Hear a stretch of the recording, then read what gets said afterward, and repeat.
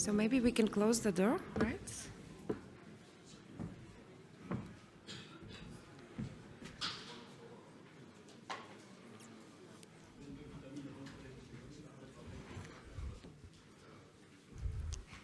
Hello, good morning. I think we can officially start. So once again, good morning to the second day, and welcome to the second day of Cluster Meet Region in Košice. Before informing you about the agenda of today, I just once again want to quickly wrap up what happened yesterday. So we spoke about the role of clusters for the regional development. We were talking about how to do business with Ukraine, but obviously what was one of the key highlights of the day was the presentations of the two prime ministers we had. So I think this is something that will be spoken a lot, and it's unique as experience that we have and the chance that we have. A lot of things and a lot of already networking happened yesterday. For everyone who is in the room, and obviously for those that are following us today online, I just quickly want to highlight as well what is ahead of us for today. So we will be having the first session about funding opportunities. Then we'll be followed with a pitching session where we will be having 20 organizations, representatives that will do their presentations, what they offer, what they are looking for. Every presenter will have 5 minutes. Then after the break, we will be having the matchmaking sessions. Before the start of the matchmaking, I'll introduce a couple of details how the session will be going. And then we will have the wrap-up of the day and the overall event. So without further delay, I would like to give the floor for the first session. I'm giving the floor for the Marek Pschor, Team Leader, Cluster Policy at DG GROW European Commission, to start and present the panelists. Thank you very much. Thank you, Theodora.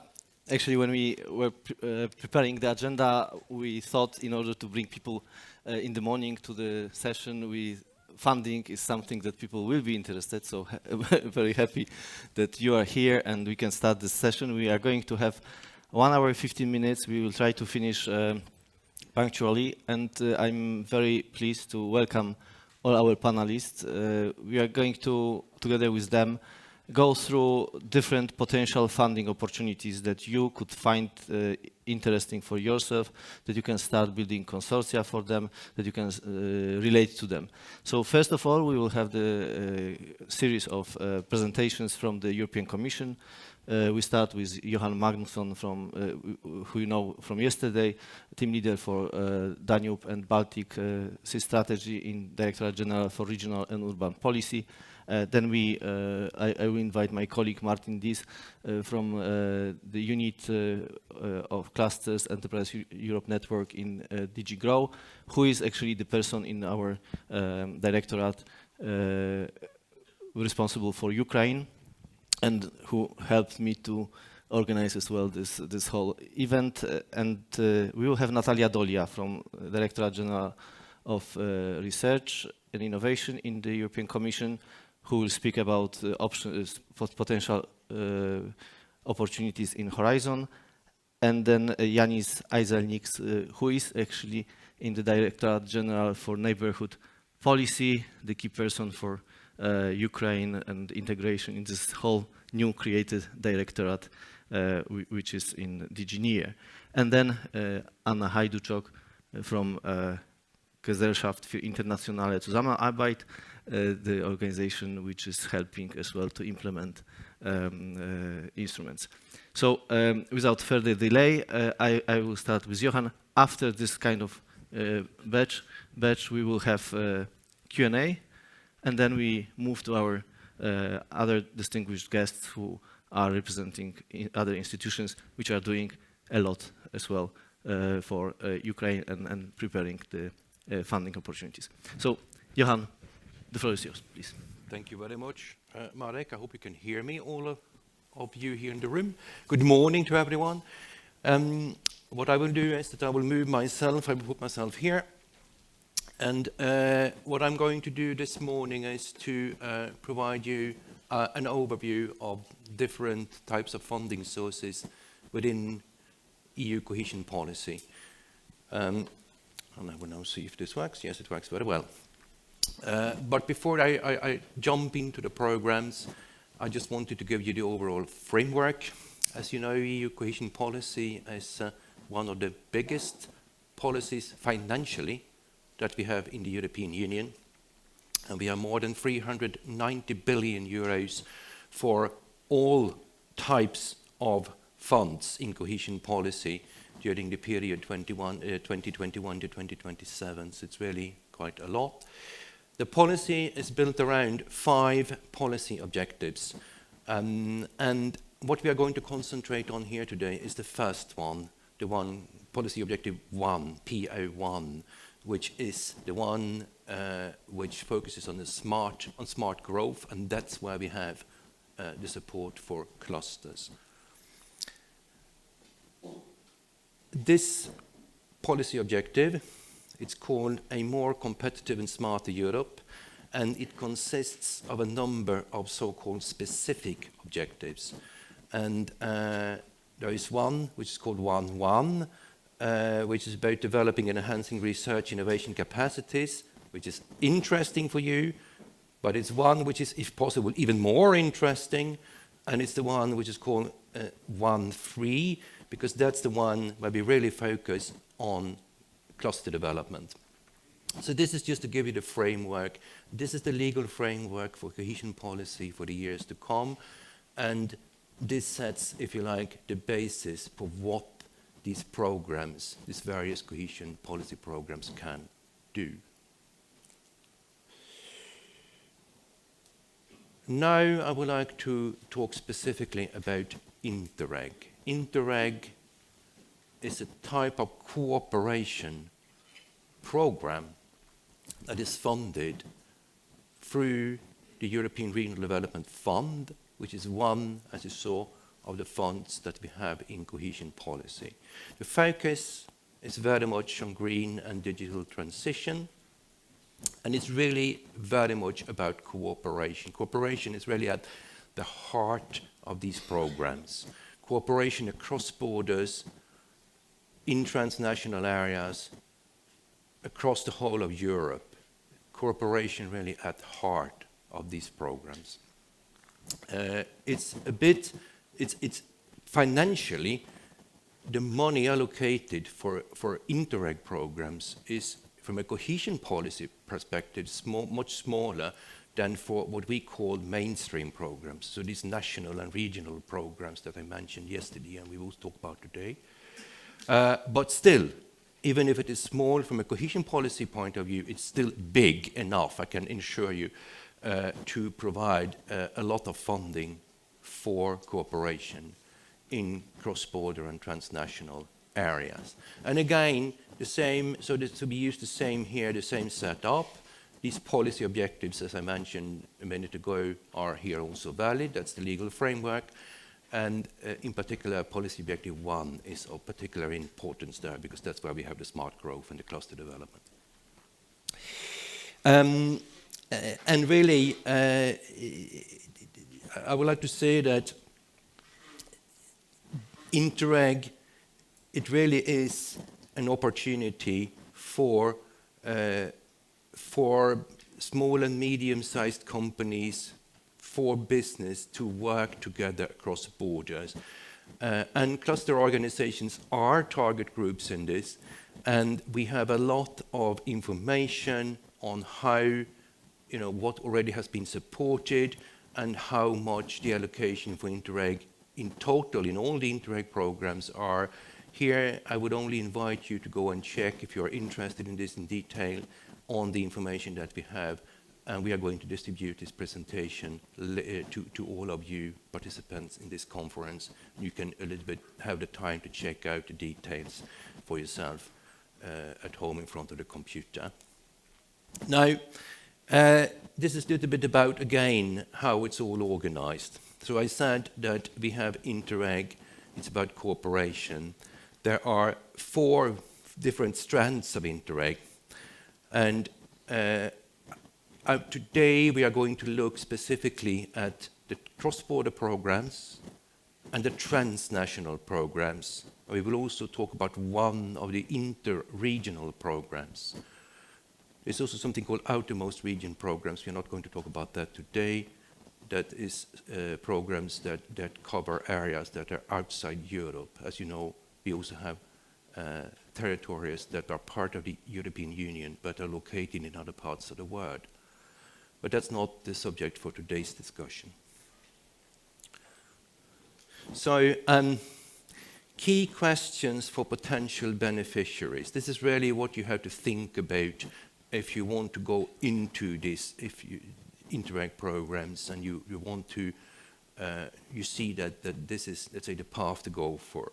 So who do I want to cooperate with, and where are we located in the territorial space, and what theme do we want to cooperate on? And that, if you have replies to these questions, you can also see it will be more easy for you to see which kind of program that is most relevant for you. And what you have to do, I say it now, and I will come back to that. What you will need to do is that you will need to check when our managing authorities for the programs are opening calls for support. There are many calls open right now. We will come to that in a moment. But you will need to check this. And again, all information is available online.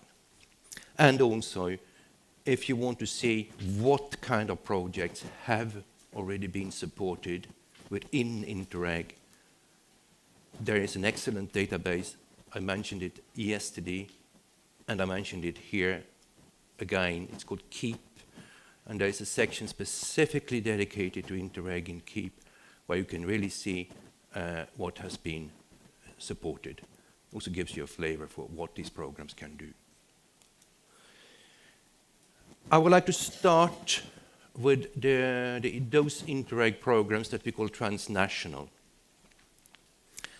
And as you see here, there are a number of them that cover big parts of the European Union and beyond.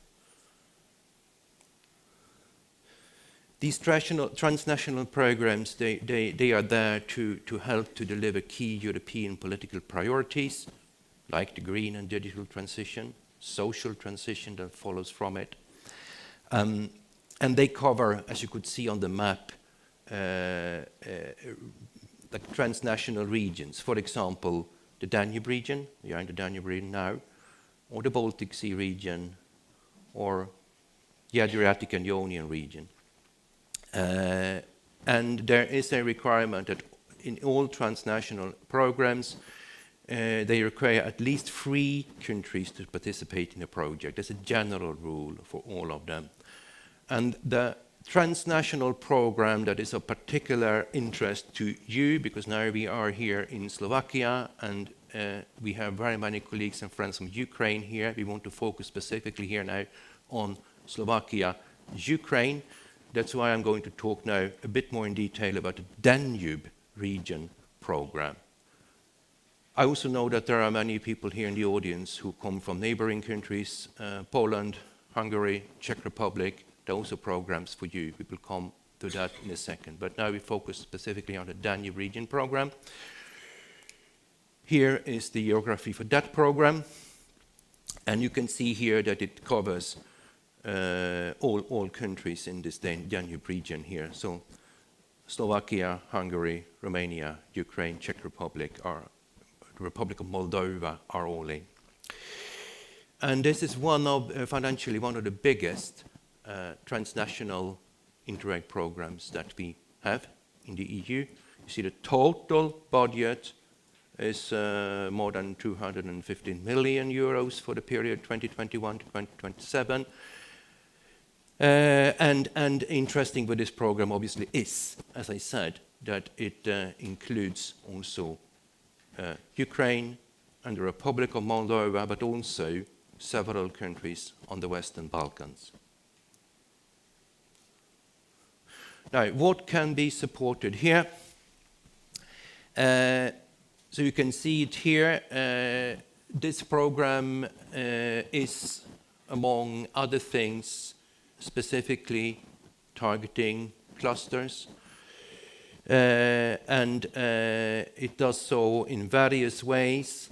And it's, I would say that it's one of the priorities of this program, cluster development in the Danube region for emerging industries, for developing research clusters, centers.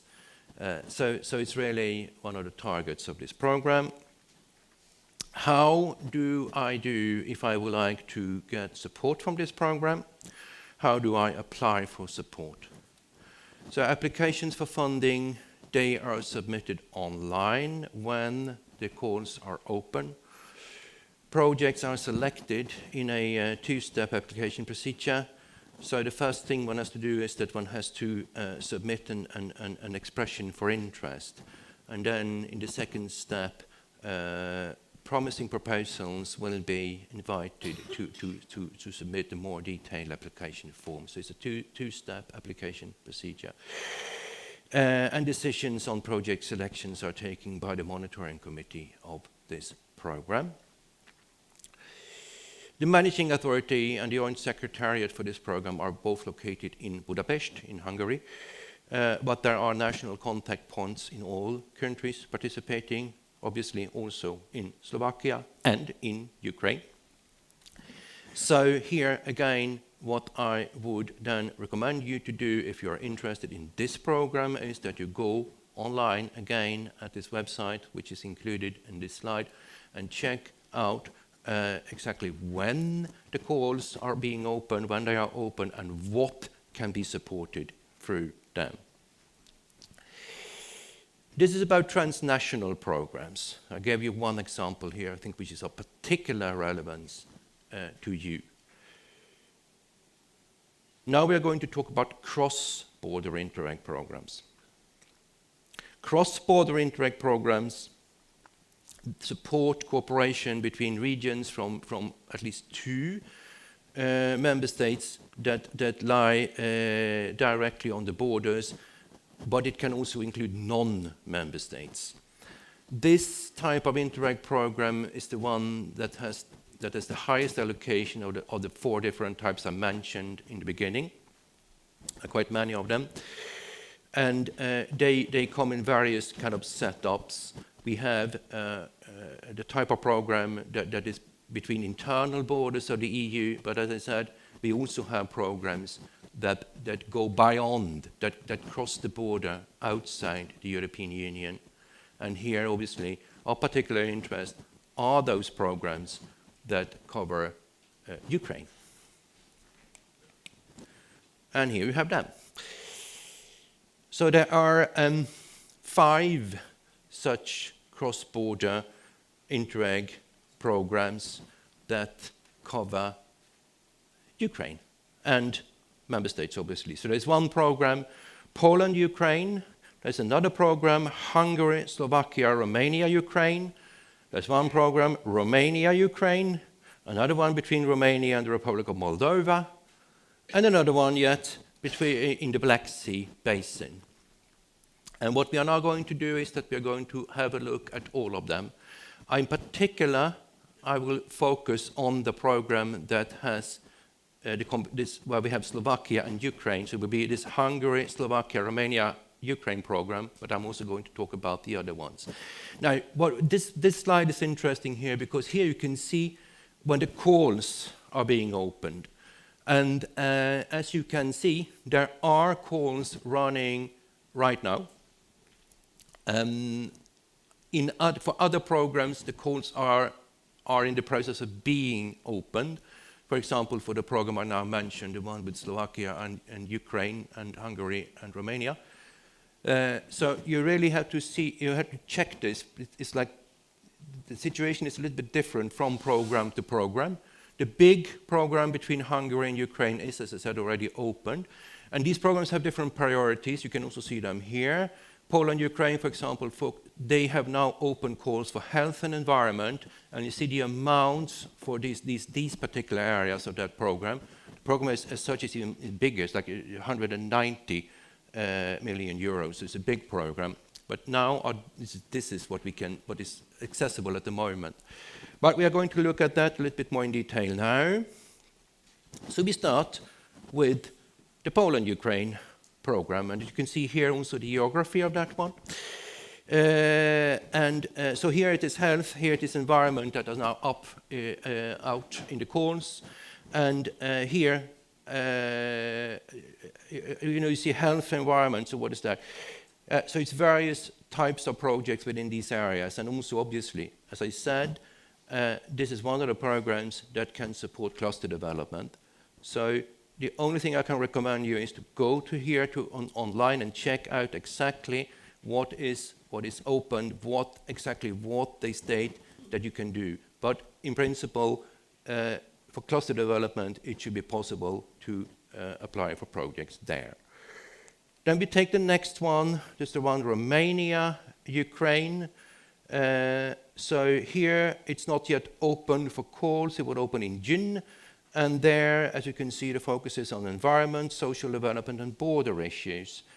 So you can see it's like a little bit different profile from program to program. The next one I want to talk about is this one, the Black Sea Basin program, and here it's even several countries that are involved. You can see here, apart from Ukraine, we also have the Republic of Moldova, Romania, Bulgaria, Greece, and Turkey. And again, this program has opened also the calls. And here the focus is again on, as you see, this policy objective 1, as we talked about, the one that includes support for clusters, but it's also other things there. So again, if you're interested to cooperate in this Black Sea configuration, this is the program to go for, and it is now open. Go on to their website and check exactly what they have there. Now we come to the one that I wanted to go a little bit deeper in. That is the one, the HUSCROA, Hungary, Slovakia, Romania, Ukraine cross-border Interreg program. And this one has a total budget of 73 million euros for the period 2021 to 2027. It's again a program that is managed by Hungary. Every project must cover at least one Ukrainian beneficiary and at least one beneficiary from a member state. That's the kind of basic condition here. They have 3 priorities: resilient and green border region, healthy and attractive border region, and cooperating border region.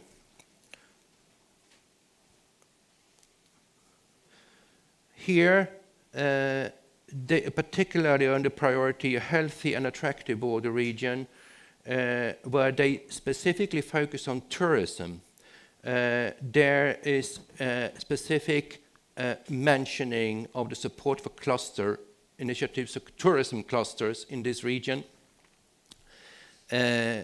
but also related to transform to elements, update elements of cultural heritage, and establishment of joint platforms and marketing. So here are possibilities, I think, very much in the field of culture and tourism. That's how they have drafted their program. But also under the priority of cooperating border region. And here it's more about networks, clusters, one type of network of science, industrial parks, and logistics centers. So you see, again, there are possibilities here that should be taken. And here again, it's the same principle. The managing authority is like HICID in Hungary, but there are national contact points. There is one here in Slovakia, Bratislava, and there is one in Ukraine. And for this program in Ukraine, it is the Secretariat, Cabinet and Ministers. And that's for all these next programs. It is the Secretariat of the Cabinet and Ministers in Ukraine that is the contact point, just so that you are aware of this.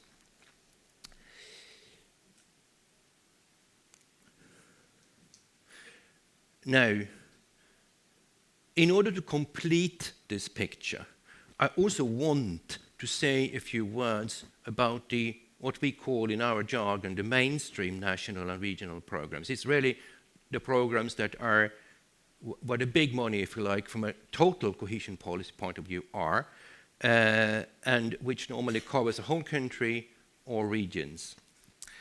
And as you can see on this map, these programs, they cover the whole of Europe. And why are they interesting? Because now we are here, we want to what particularly we talk about cooperation between, let's say, Slovakia, Ukraine, Poland, Hungary, Czech Republic, Ukraine.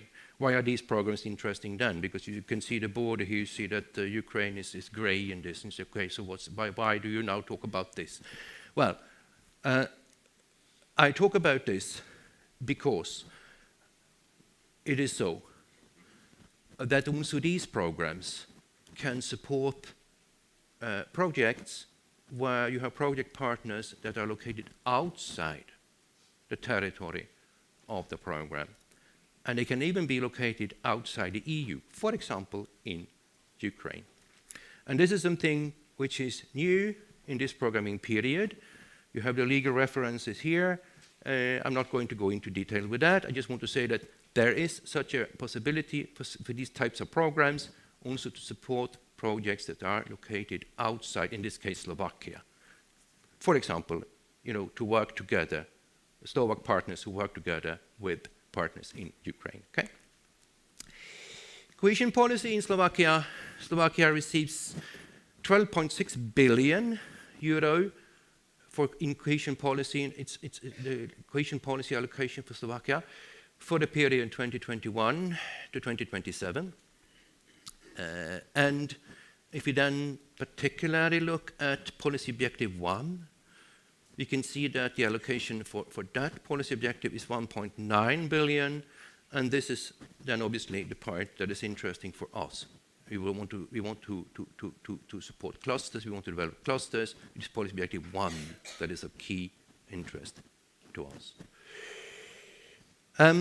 So here, in the Slovak program, there is a measure which is called 133, which is called Support for Business Networking, and which has an allocation of 9.5 million euros. And here, the focus is really on clusters, cluster development.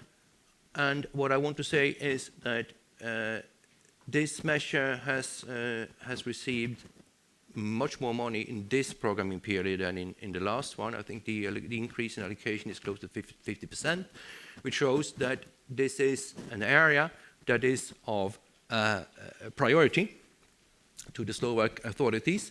So again, an opportunity that should not be missed. This is a dedicated earmarked amount for cluster development in this program. There is also another measure which is called Promoting Cross-Sectoral Cooperation, Research, Development, Innovation, Increasing Research, Innovation Capacities in Enterprises. This measure can also potentially be interesting for cluster development. There is no dedicated allocation there, but it can also be possible to use this measure for cluster development. So there's an additional opportunity in this program. And much more information is available here. Again, we are in the world of shared management. It's our colleagues in the managing authority here in Slovakia that can help you further on when the calls are open, how to apply, how to do, what to do, where to submit the application, how is the selection made, and so on and so on. This is done all here in Slovakia. Now,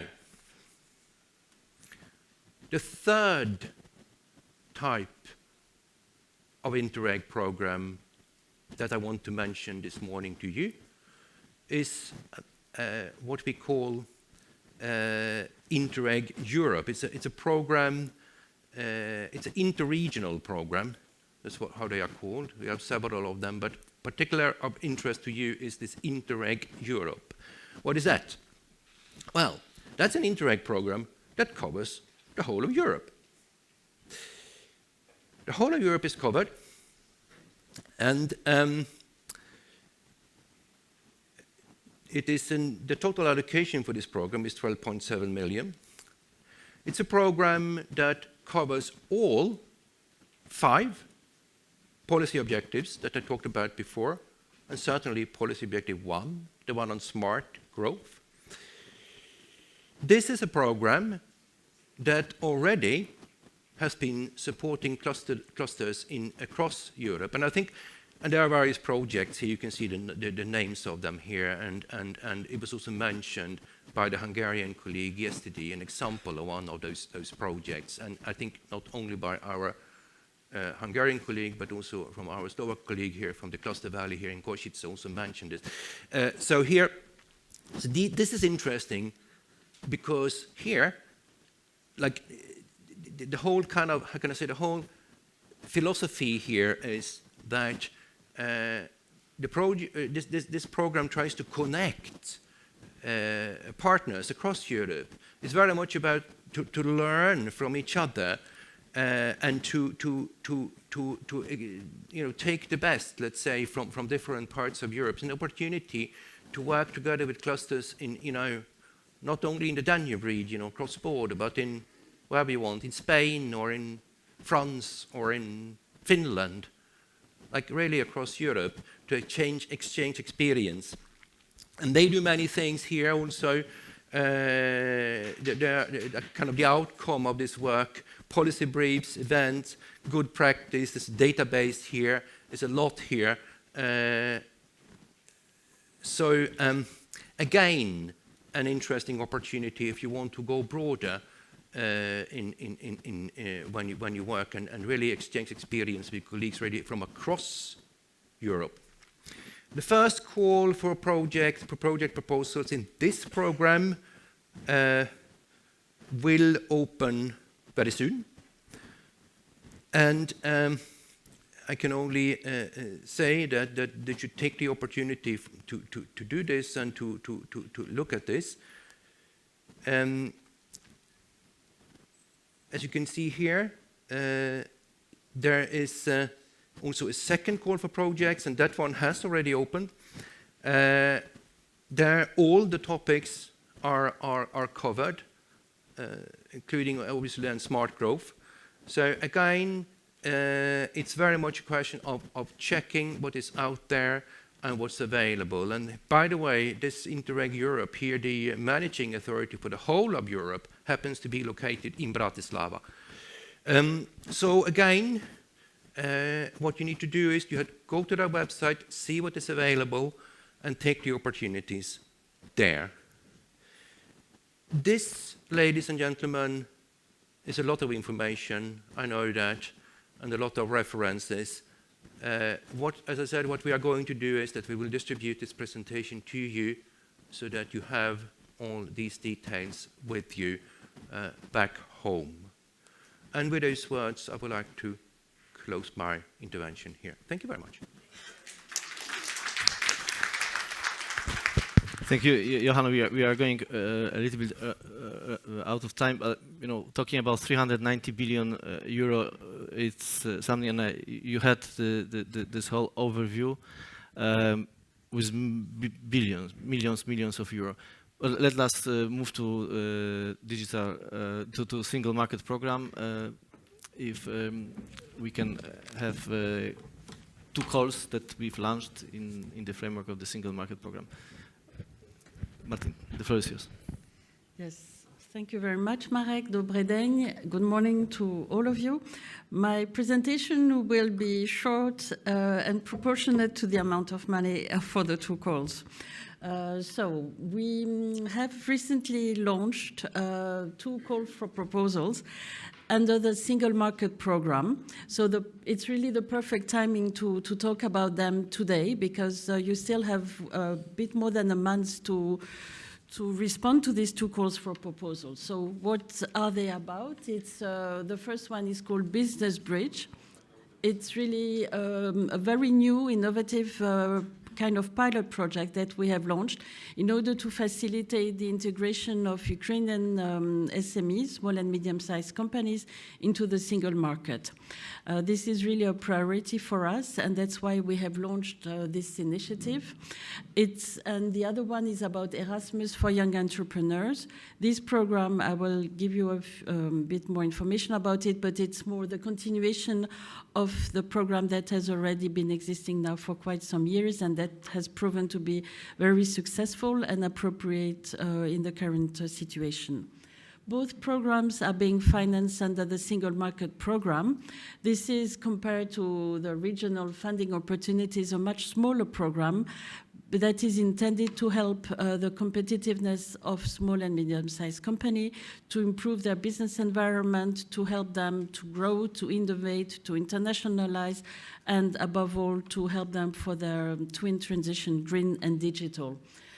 So the two calls I will now give you were, the Single Market Program has different pillars. So this is under the COSME pillar.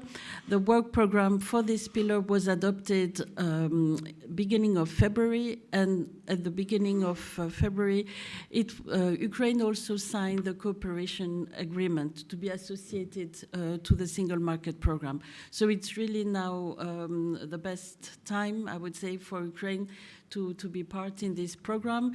It's also the program that helps to finance the Enterprise Europe Network, some of the cluster activities. So I would say this is really one of the major programs that can help in terms of business cooperation. So let's first talk about Business Bridge.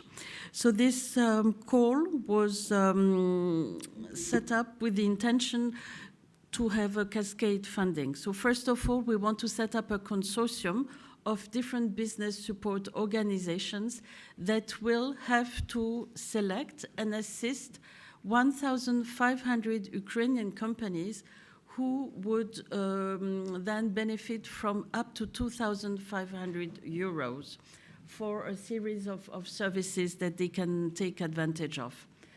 Of course, because it's an EU program that is also meant to help EU companies, there is also this dimension of helping EU companies to have access to the Ukrainian market, to help them to find new supply chains and new investment opportunities. So it has to be a win-win program for both EU and Ukrainian companies.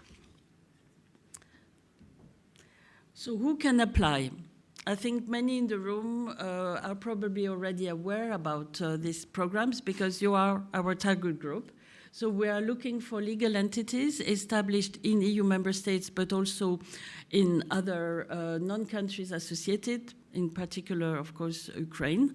We are looking in particular for organizations like Enterprise Europe Network, clusters, Erasmus for Young Entrepreneurs, intermediary organizations from the current SMP program or from its predecessor program, which was called COSME. So the list of organizations we are looking for or who are eligible for this call has been published on the website. So this is quite important, but still we know that many business organizations in Ukraine could also be interested by this call. So we have really put a clear mention in the call that the applicants have to take into account and try to get into some kind of arrangements with other existing business support organizations in Ukraine who are providing services to their SMEs. So which SMEs, which small and medium-sized companies are do we have in mind for this type of project? So first of all, they have to be based in regions where Ukraine has exercised effective control. We can help both EU-registered companies that are based in Ukraine or that are displaced, and that are currently operating then from another EU country, while still maintaining, of course, business links with Ukraine. You have to demonstrate that you have suffered from the war, and you also have to demonstrate your potential to generate market access, supply, and investment opportunities for EU businesses. Another important point is that you have to agree to be referred in a future central database of SMEs receiving financial support from EU and international funded schemes, and the capacity to prove that you are not receiving funding from any other entity for the activities supported by this action.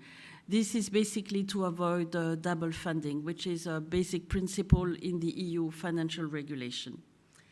As priority groups, we have selected women entrepreneurs and also social economy. But basically, any small and medium-sized company from any sector can apply. What kind of activities can be funded or can they benefit from? So I've put here some examples. It's not an exhaustive list. I think what is particularly interesting for many small companies is to be able to enter international markets and participate in trade fairs in the EU. We have all been going through COVID times and online meetings, but there is nothing that can compare with a real physical meeting, and the opportunity to meet face-to-face is always much better, and is also, I would say, an easier way of making or getting in touch with a wide number of companies. So this is going to be, I would say, quite important. Another important element of this call is that the 2,500 euros available can also help to adapt products to EU standards and norms. As I mentioned, the timing is really perfect. You still have about a month to complete your application, and on Monday, it's not written here on the call, but next Monday at 10 in the morning, you will be able to attend an info session where I will be presenting the program in more details, and my colleagues will also be providing you with all the financial information that you ought to know if you want to take part in this project. So have a look in the meantime, have a look at the call that has been published on the website, and follow the info session that will take place on Monday. The other call I want to mention now is the Erasmus for Young Entrepreneurs. Are you familiar with this project? Can you just raise your hand for those of you who have heard about the project? So not many, so great. It's an opportunity for me to tell you more about it. So this is, as you can hear in the word Erasmus, we got inspiration from the Erasmus program, but in this case, it's really to help aspiring entrepreneurs, so new entrepreneurs, but no limit of age, to be able to take part in a kind of partnering project with an already established company in another EU country. Now, when it comes to Ukraine is part of the program, and it has already taken advantage of this program lately. But here we wanted to increase even further the opportunities for Ukrainians in Ukraine, or those that are benefiting from the temporary protection directive who are already displaced in an EU country, to take advantage of this program. This program is meant to help them to, I would say, to make their dream of establishing a new business to come closer to reality, to really learn from a more experienced entrepreneur. It doesn't have to be in the same sector, but really to learn from them how to manage your business, what are the pitfalls that you should avoid, what are the opportunities of setting up a business in that sector, and so on. The Commission or the EU contribution is given to the participating new entrepreneur. So it's basically providing you with financing to stay abroad, or if you do it online, then no cost is involved, but you can stay from 1 to 6 months in another EU country, or if, let's imagine, you are already displaced in Poland or Slovakia, and if you want to make good use of your time while being here, if you have a business project in mind, so it has already, when applying, you need to already have a clear idea of the type of business that you want to run, or if you have been running a business for less than 3 years, you may apply, and then you will be put in touch with the intermediary organization will help you to find a good matching with an existing entrepreneur.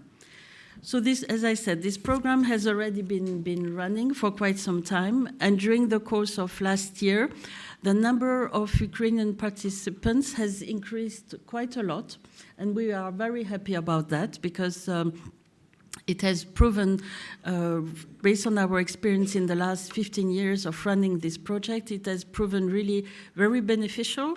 And interestingly enough, not just for the new entrepreneurs, but also for the host entrepreneurs, because they learn really they come with, they know that new entrepreneurs usually come with new ideas, they can open up new market opportunities, they can tell them about market research in their own country. So it has really a multitude of advantages for both, on both sides.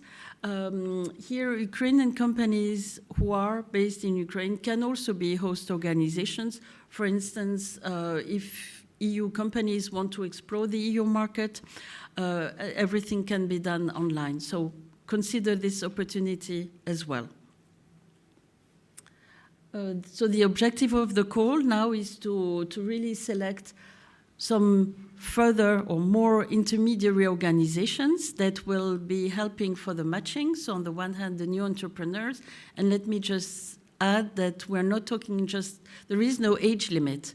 I think the oldest new entrepreneur that has been selected in the program was 65 years old. So no age limit, you just need to have an Ukrainian citizenship, and we're looking for 430 Ukrainian new entrepreneurs.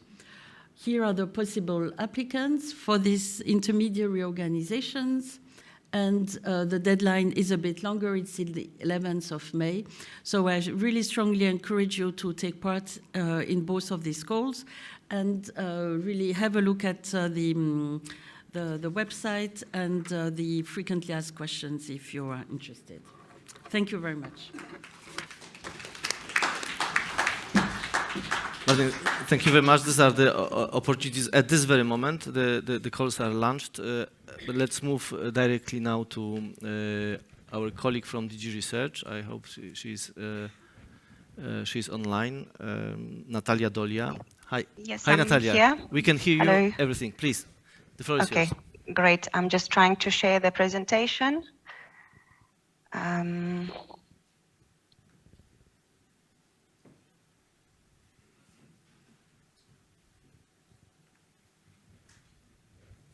Can you confirm that? Okay, you Yes, do we not see it in the full screen, right?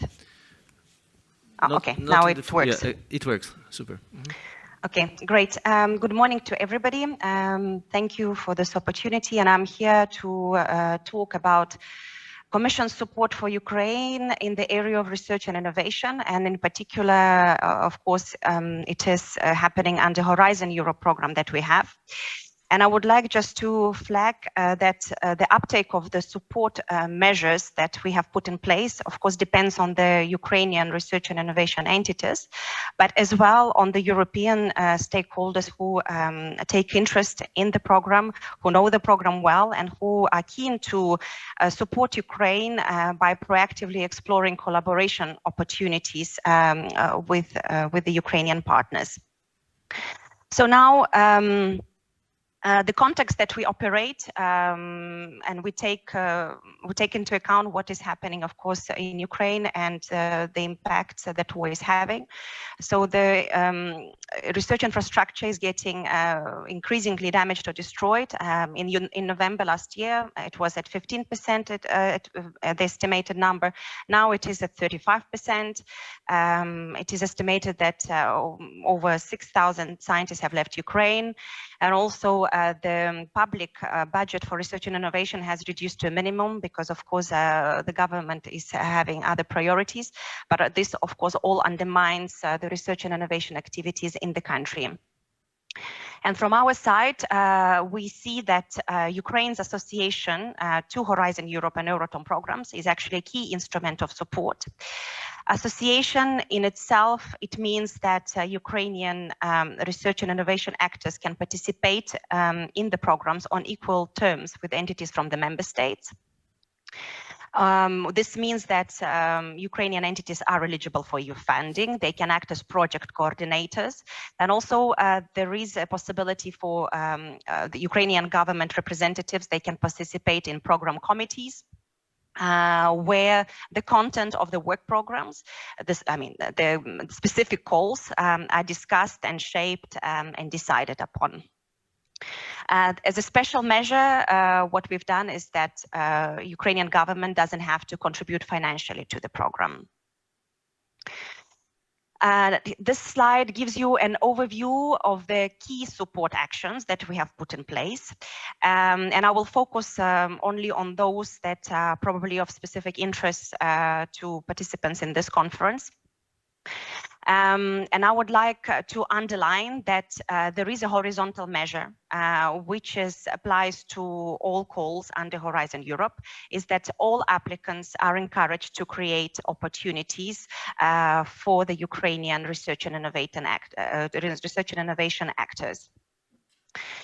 Maybe it is not as visible because it is in the introduction kind of the work program, but this is what we're trying to promote, that it is a horizontal measure and all applicants should be aware of it and explore it. Then I'll skip this.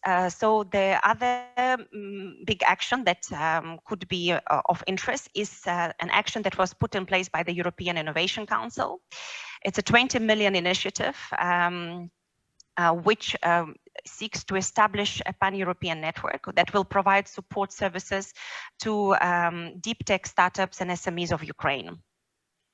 It concerns both deep tech companies who are located in Ukraine and those who have temporarily relocated to Europe.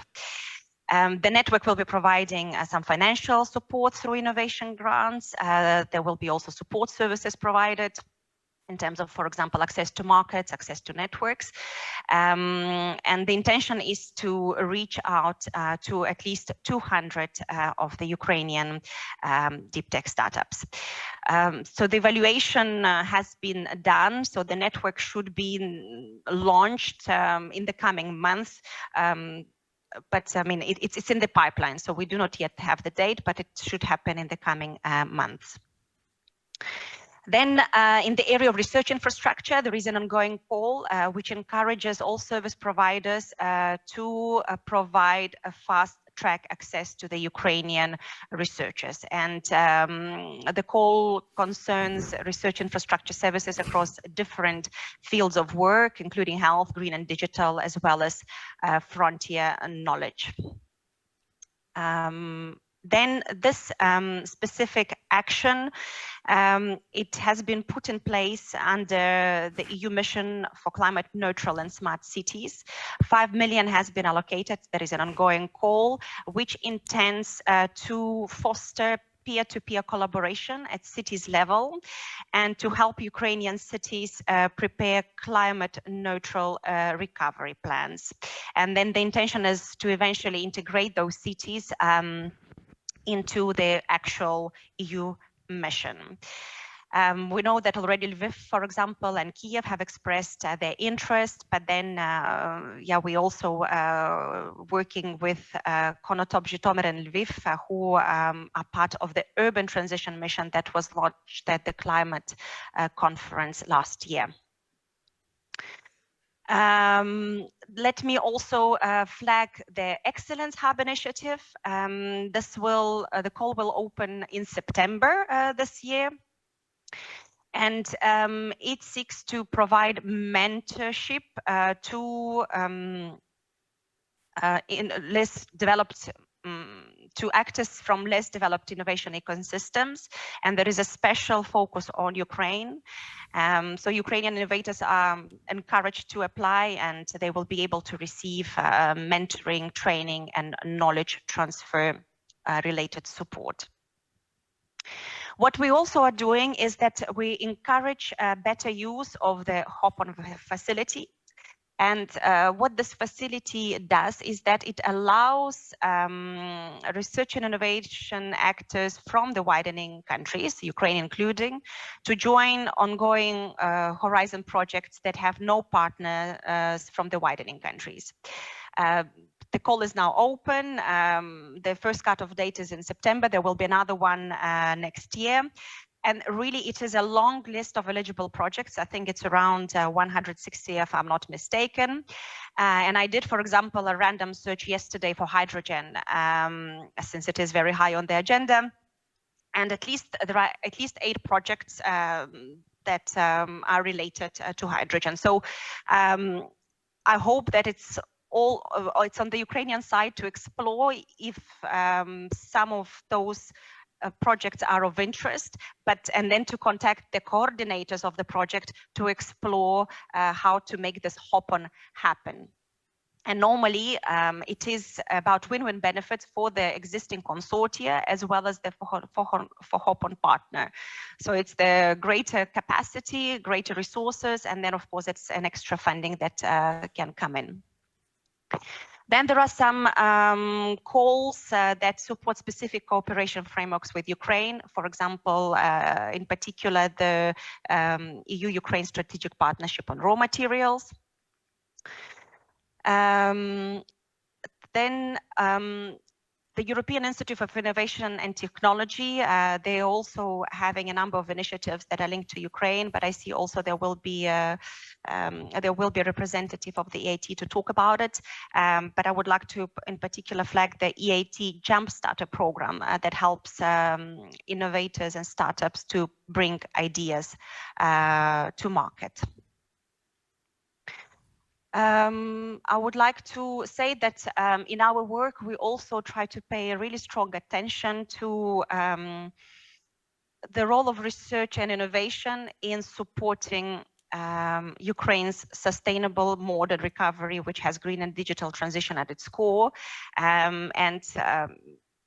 that overall research and innovation and its role is acknowledged in all the political and operational frameworks on Ukraine's recovery. Because of course, under Horizon Europe, we can only complement by improving the capacity and developing knowledge. But some of the actions that we have already in place, they do relate to, I mean, in anticipation of recovery. And it's again, of course, the action under the Cities Mission, which is relevant for that. But then there is capacity building also at cities level carried out in the context of the new European Bauhaus initiative. The Nature-Based Solutions Hub was launched in Ukraine last month, and the Joint Research Center of the Commission is also doing important work, for example, in the context of smart specialization. So they are planning to develop a model specifically for post-destruction regions that could be, of course, useful for Ukraine. Just to say that we are actually quite encouraged by how Ukrainian participation in the program. I mean, they demonstrate resilience both in the field, but also how they participate in Horizon Europe. So we have so far 51 assigned grants involving 69 participants. And as you can see on this slide, which compares Ukraine's participation or gives an overview, the evolution across Horizon 2020, and before that FP7, and now Horizon Europe. So you can see that Ukraine's participation is on par with the best year of Horizon 2020. And in order, okay, so here on this slide, you can see that the majority of projects, they happen in the climate, energy, and mobility cluster, as well as in the Marie Sklodowska-Curie actions.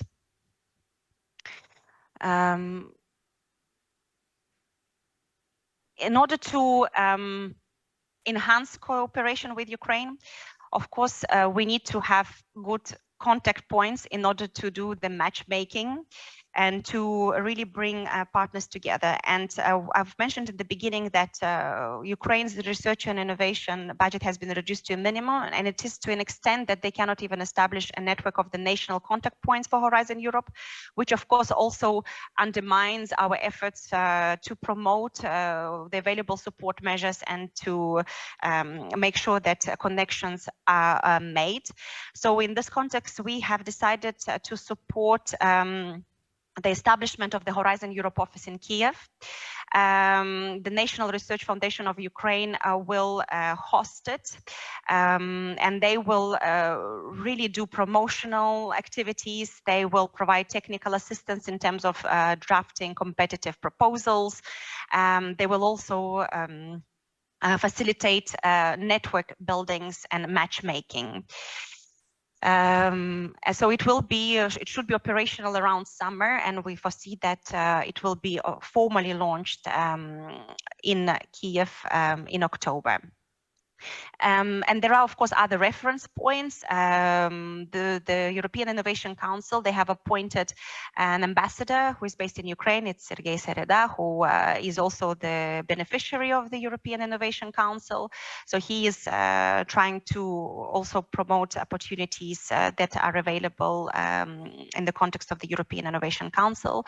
And I think the Ukrainian Startup Fund is quite active as well and willing to help. So, I mean, this is also another reference point. And then from the side of the European Institute of Innovation and Technology, they also are planning to establish a hub in Ukraine, and the timeline is the end of 2023. And of course, they can also be contacted then to explore their specific instruments of support. For network buildings, of course, this conference, it presents a perfect opportunity, but then there are other channels. And of course, you are aware of the Enterprise Europe Network, but I'm here listed also 3 other ones that have been actually put in place by Ukrainian government and stakeholders, which we hope can be used in order to find good partnerships. So I will stop here. Thank you very much. Thank you, Natalia. Thank you very much. I know you are overwhelmed with all this information, but this is what our purpose was. Yesterday it was demand for funding opportunities. Here you are. Yanis, please. Thank you, colleagues. It's a great pleasure to participate here today in person in Košice. Also, meeting a lot of stakeholders with whom we have been meeting online many times, but now is the first occasion actually to see in person.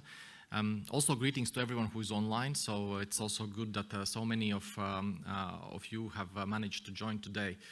So I will try to complement my colleagues, or I will complement my colleagues with the story and the work that DG NEAR is doing together with Ukraine. It is another strand of work, and I'm also very happy that I'm here together with a colleague from GIZ, Anna. With GIZ, we are doing a lot of work together in Ukraine, and Anna will, in a way, continue the story that I will start telling you in terms of our EU assistance to Ukraine. I mean, my presentation is going to provide perspective on our support mainly to economy, private sector, and SMEs in particular, because I'm, of course, representing DG NEAR, and maybe from the past, you know, that Directorate General for Neighborhood Policy and enlargement negotiations is indeed responsible for coordinating the European Commission's resources and support to our neighborhood countries and also enlargement countries. So Ukraine has just switched from one status to another, and that also has large implications for future on how we are going to work together with Ukraine. Many of you maybe recall some of the key cooperation instruments that we have been in charge of implementing together with Ukraine and supporting Ukraine Previously, it was called European Neighborhood Policy, so ENI, ENPI instruments. Currently, it is called NDICI instrument, which is the main avenue for us to be able to support the reform path of Ukraine. Of course, our main focus when cooperating with Ukraine has been to support a reform-oriented agenda in Ukraine, support that these reforms are designed and carried out. We are supporting then this legislation and policy adjustment, supporting capacity building of the institutions who are carrying out these reforms, but also supporting other stakeholders, such as a private sector, such as NGOs. So you might find calls that are specifically addressed and funded from these programs that are directed at the SMEs or that are potentially directed at civil society or organizations. Just to give you an insight, in past years, of course, before the war, the average amount of funding that we were implementing together with Ukrainian counterparts was approximately 100 million euros per year. So those were coming from the NDICI or ENI funding. Certainly, the war has changed situation dramatically, and there is a lot more funding at the moment being directed towards Ukraine. Some of these figures you already heard yesterday. For instance, since beginning of the war, European Union has mobilized 67 billion euros. Some of it is in spending at the moment, some of this is in preparation, but this is the total amount that is at the moment pledged and sort of secured. 17 billion out of these 67 has been made available to the EU member states to support Ukrainians who are hosted under the temporary protection mechanism. So Ukrainian refugees who are in EU member states have been given resources to provide adequate support to Ukrainians here. 50 million euro have been made available by the EU member states and financial institutions to support Ukraine directly. And in particular, I'd like to highlight that 18 billion from these 50 have been made available in a way of macro-financial assistance to Ukraine, which is a very specific instrument. This is the money that goes directly to the budget of Ukraine.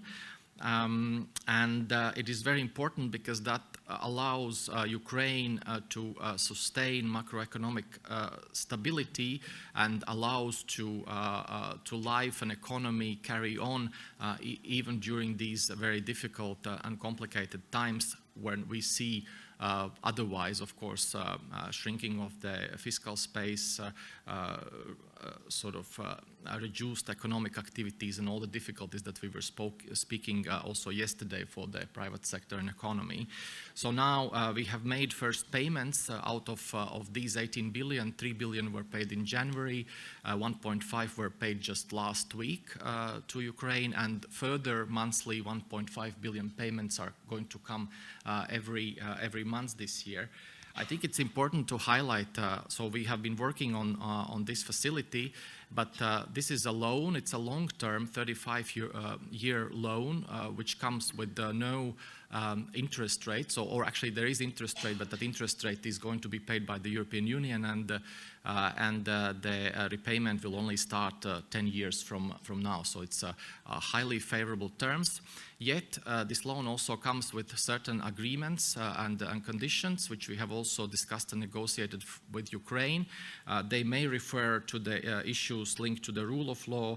They refer to the issues linked to the rule of law, good governance, anti-fraud, anti-corruption measures, and the measures geared towards strengthening Ukraine's institutions towards the European path. But I think what I wanted to say here is also that some of the conditions or some of the aspects that we are working on are also related to business environment, because we believe that better business regulation, better business environment is going to lead to investments, and and then let's say the state funding assistance is not maybe going to be that much necessary.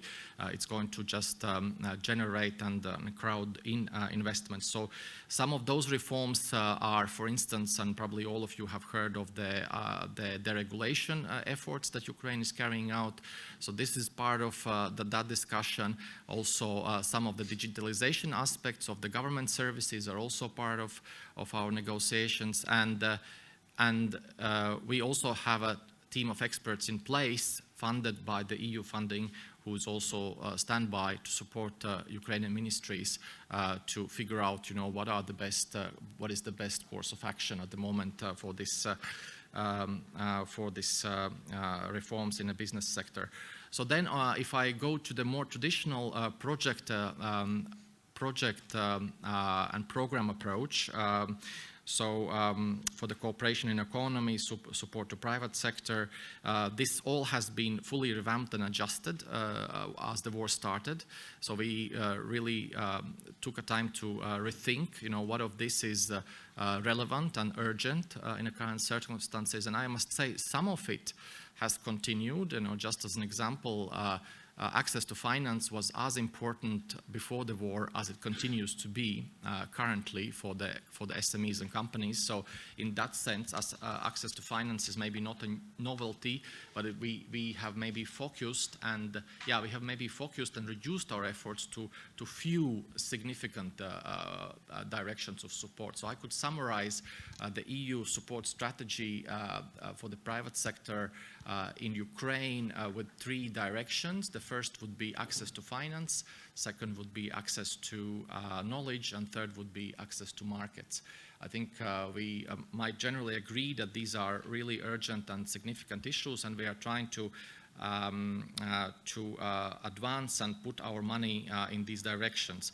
So maybe you have heard of the EU for Business. This is our flagship program under which we have gathered a number of sub-components or sub-programs, or actually there are several projects under this big umbrella. So all these projects have been adjusted and now are supporting either these 3 directions or maybe some more specific elements, such as providing internally displaced businesses, those businesses that have moved from one place to another to resume their work.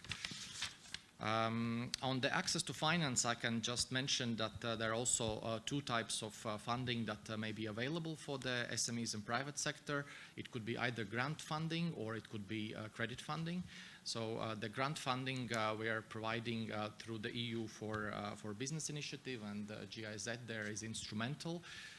We are working closely with DIA for Business, so we are using also Ukrainian structures to distribute this funding. So the calls are published on DIA for Business. The first round has been happening last year. We have paid out money, grants to the companies who have applied, who needed support in this difficult period. And the new calls are being prepared and going to be launched also this year. So follow DIA for Business. You will find certainly more calls. On the access to credits, we have been working closely with our 3 main, or now already 4 main, large international financing organizations who have been paving the way for this money to come to the Ukrainian companies.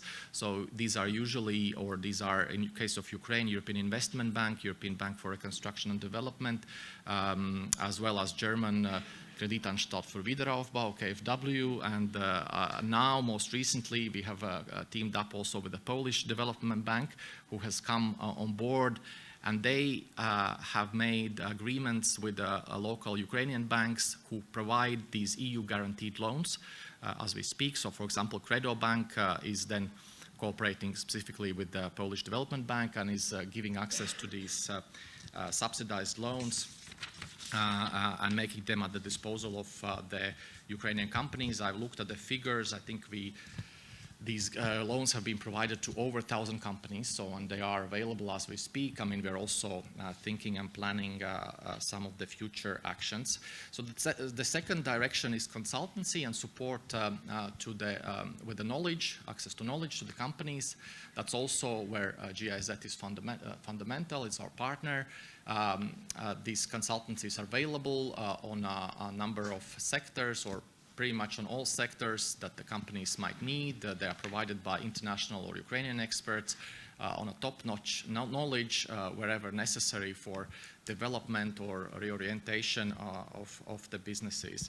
We have done also a lot of work on the emergency procurement of equipment for different companies. I will not list it, but for those companies who were suffering from the consequences of the war, we have had the means together with GIZ to address these issues, and I think, you know, if there are ideas or needs, I think feel free to reach out to us or to GIZ to present what are the issues, and we'd be happy to look into this.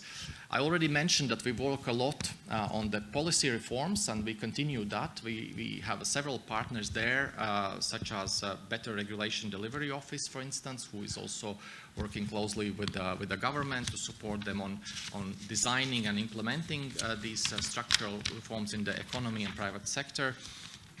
And we have set up this technical assistance project at the moment, who's also standby to see if more needs to be done. And certainly I just wanted to say that the EU is committed to do what it takes to restore capacity of the Ukrainian private sector, to advance it forward, to help it go through the EU accession process, because that's going to be another huge period of transformation where the needs are going to be large, and we are already working on that.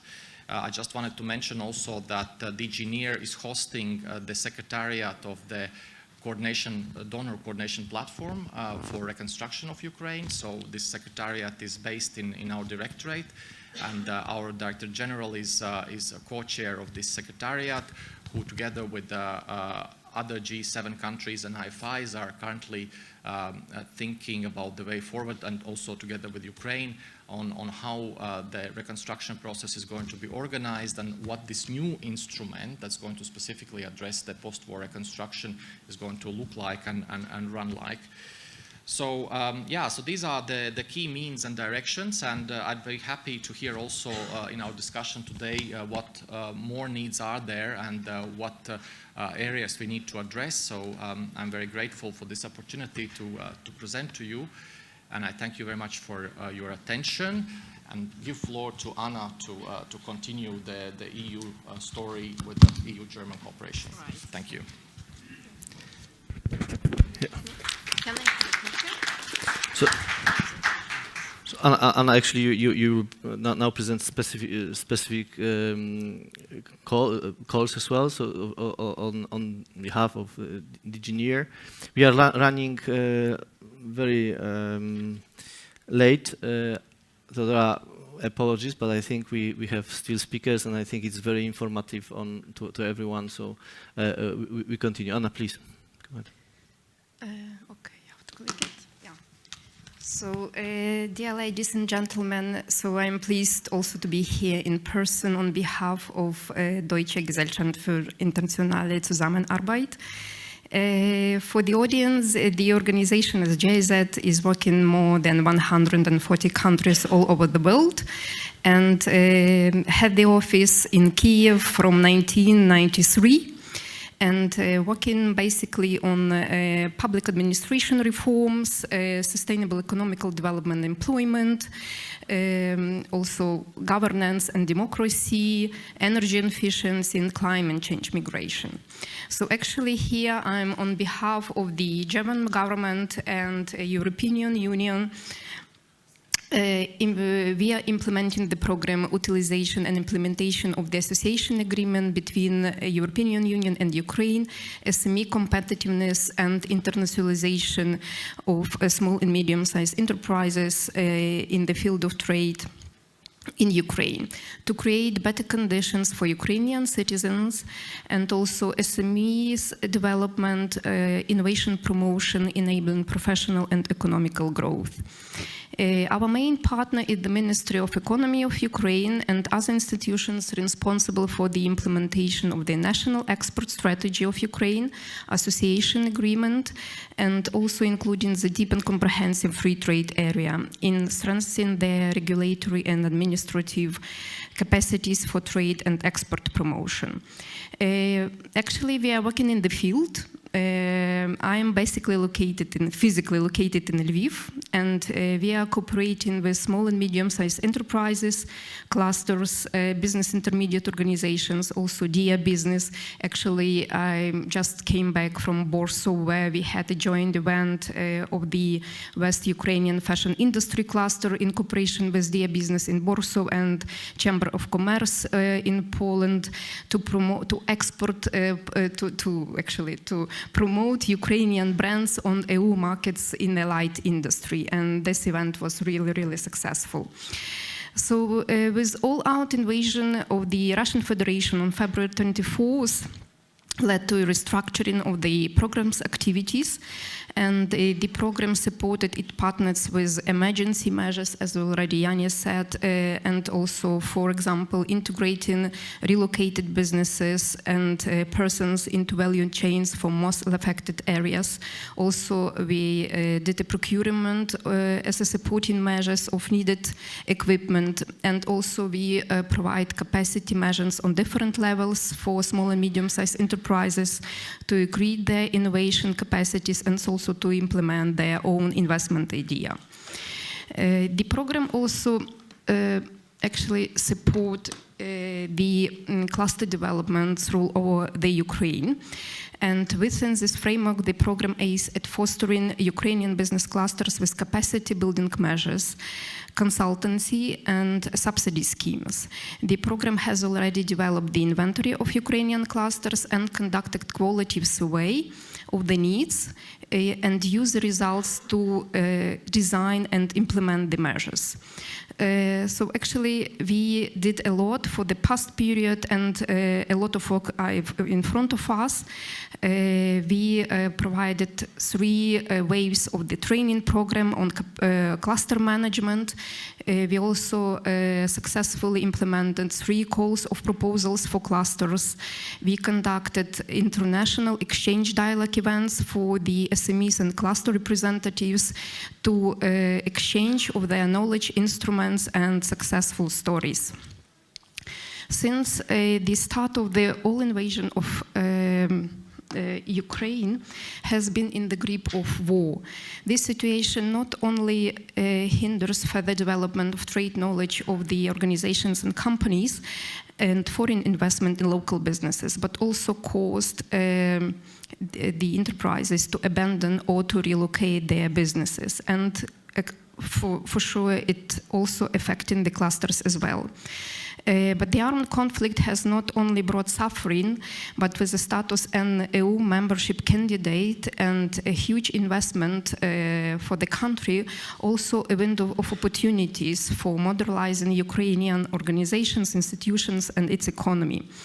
It's important to rebuild value chains and maintain trade, and the EU for Business program offers a range of support instruments, such as grant scheme you can see on our screen. So actually, we already announced the call for the grants for SMEs to focus on survival and resilience in the new market conditions. So we encourage EU and Ukrainian companies to explore and use a number of EU-supported business matchmaking platforms. You also can see them here in the slide, to maintain business together and also to go in a synergy. So this is very important, not only to conduct a matchmaking. It's important to communicate, to get each other much more better, where we can go together, where our strengths, where our rooms for improvement, and also to develop hard and soft skills, namely to understand the market, to understand the regulatory processes and certification, and etc. So actually, we are here in the field for you. I mean, the Ukrainian delegation here, actually our EU for Business program supported financially 12 representatives of Ukrainian clusters who are participating here with us today. And I wish you a really, really successful matchmaking and pitching, so to find your partners and to conclude partnership agreements. Thank you very much for your attention. Thank you, Anna. I think we continue with presentations, even if it can seem to be tiring, but we wanted to have this session in order to bring all together information and consolidate the opportunity. So we continue with Christian Bülling, who is the head of Innovation Hub in Germany in the framework of the European Institute of Technology. Christian, the floor is yours. And then we have Alessandro Tappi, online Chief Investment Officer for European Investment Fund, and Olena Voloshyna from International Finance Corporation, member of the World Bank for Ukraine, who are waiting very patiently, and we thank them still online. The floor is yours. Okay, thank you very much for the introduction, and I'm going to present a sectoral approach on manufacturing under the European Institute of Innovation and Technology. You have heard that already from Natalia before. It's part of the Horizon Europe program. We are in the transfer activities, so bringing, let's say, research result into the market. And so our sector is manufacturing. You may have seen that logo already in connection to other activities, food, health, and so on. So that means if you are interested in other than manufacturing, also contact me, and I'm here all the day. I can establish all the contacts. So what are we doing as EIT Manufacturing? So we have mainly activities in three areas, and that's our so-called knowledge triangle. So we are talking about innovation in a sense that we take up the research results that are mainly produced by Horizon Europe activities and support them to reach the market. So this is what we want to achieve. That's our focus, so that all the good results are really brought to, let's say, to the market and are available as a product. To do that, we have calls. I will briefly present that later on, what opportunities we will have. The second one is business creation, so existing startups or newly created startups that need support in reaching to the, let's say, the customers in the manufacturing field in our case. And here we have established a lot of collaborations that we take up those startups that are, let's say, have first solutions available, are commercially successful in a regional environment, and then they need to grow on a European base. So this is our strength. We have 7 locations across Europe, so we have this deep knowledge on the different areas. We have the collaboration partners there that we can really make a difference. And the third one is education, and here it's on higher education, like higher EIT, Higher Education Initiative, but it's also on reskilling, upskilling of workers, of workforce. And you may have heard about the EIT Deep Tech Talent Initiative. That's one of the flagship activities that has been launched. Also to reskill and upskill workers. So, and of course, below that, we have a lot of specific activities for manufacturing sector. So if you're interested, we are always there to help you. Also to highlight that, I mean, it's an institutionalized partnership within the EIT.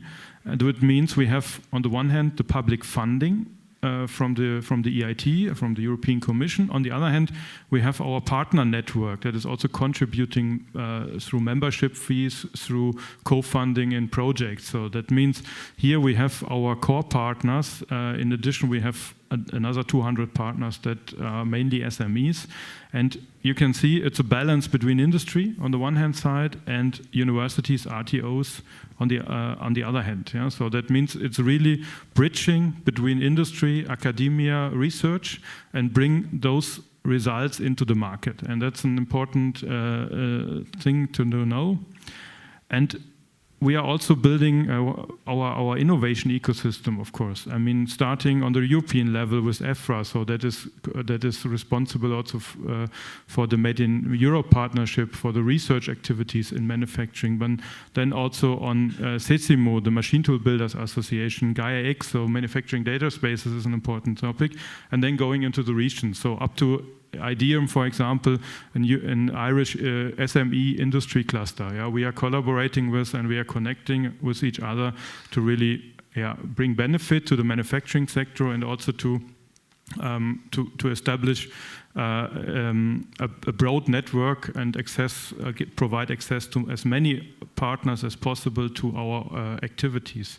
And you also see the Ukrainian Cluster Alliance. We started our collaboration last year in mid of the year, and I think it was quite successful to start with. To also through EIT we could have access to additional funding schemes specifically for Ukrainian organization and individuals. You have seen some of those examples in the presentation of Natalia.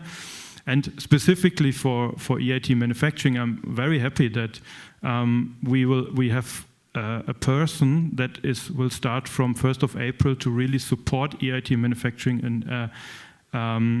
in connecting the Ukrainian manufacturing ecosystem to the European manufacturing ecosystem and bring the corporates, the individuals into our activities. And you know that person very well. She was on the stage yesterday and presented enthusiastically the Ukrainian Cluster Alliance, and it's Olga Trofimova. So from 1st of April, she will implement EIT manufacturing activities as manager Ukraine, and she will connect the Ukrainian ecosystem with the European one. So, and I think this is a very important first step to get things up and running. In our case, specifically for manufacturing.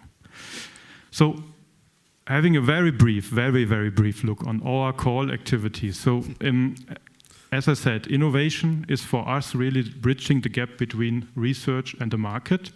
And what we are looking for is high potential and breakthrough innovations. And we need the companies and we need the individuals, the entrepreneurs that are really willing to take it to the market. That's the requirement. And we also want to see that it's broad, that has an opportunity to being broadly used. That means we expect at least two end users in our projects that act as a pilot customers in that area. So that means here we also have opportunities to connect to Ukrainian companies that can act as a pilot customer for new technologies in manufacturing. So, and as you can see, there is a website available where all the calls planning is published for the year 23 and even going beyond to 25, up to 25. And so the first call that will be open is the innovation call. We have a total budget of roughly 5.5 million for this first call. There will be other calls coming up, of course, and it will launch already next week. It will close in 2 months, and the projects are foreseen to be started in January 2024. So it's a quite also tight timeline, also including evaluation and all the paperwork to be done. But here we have a first opportunity to really connect also the Ukrainian organizations to the manufacturing ecosystem. We have education, as I said. We have innovation entrepreneurship programs. There we have a smaller budget available, but also a regular call open to all type of organizations that will be launched in May. Yeah? And we always have a 2-month period of duration for the calls.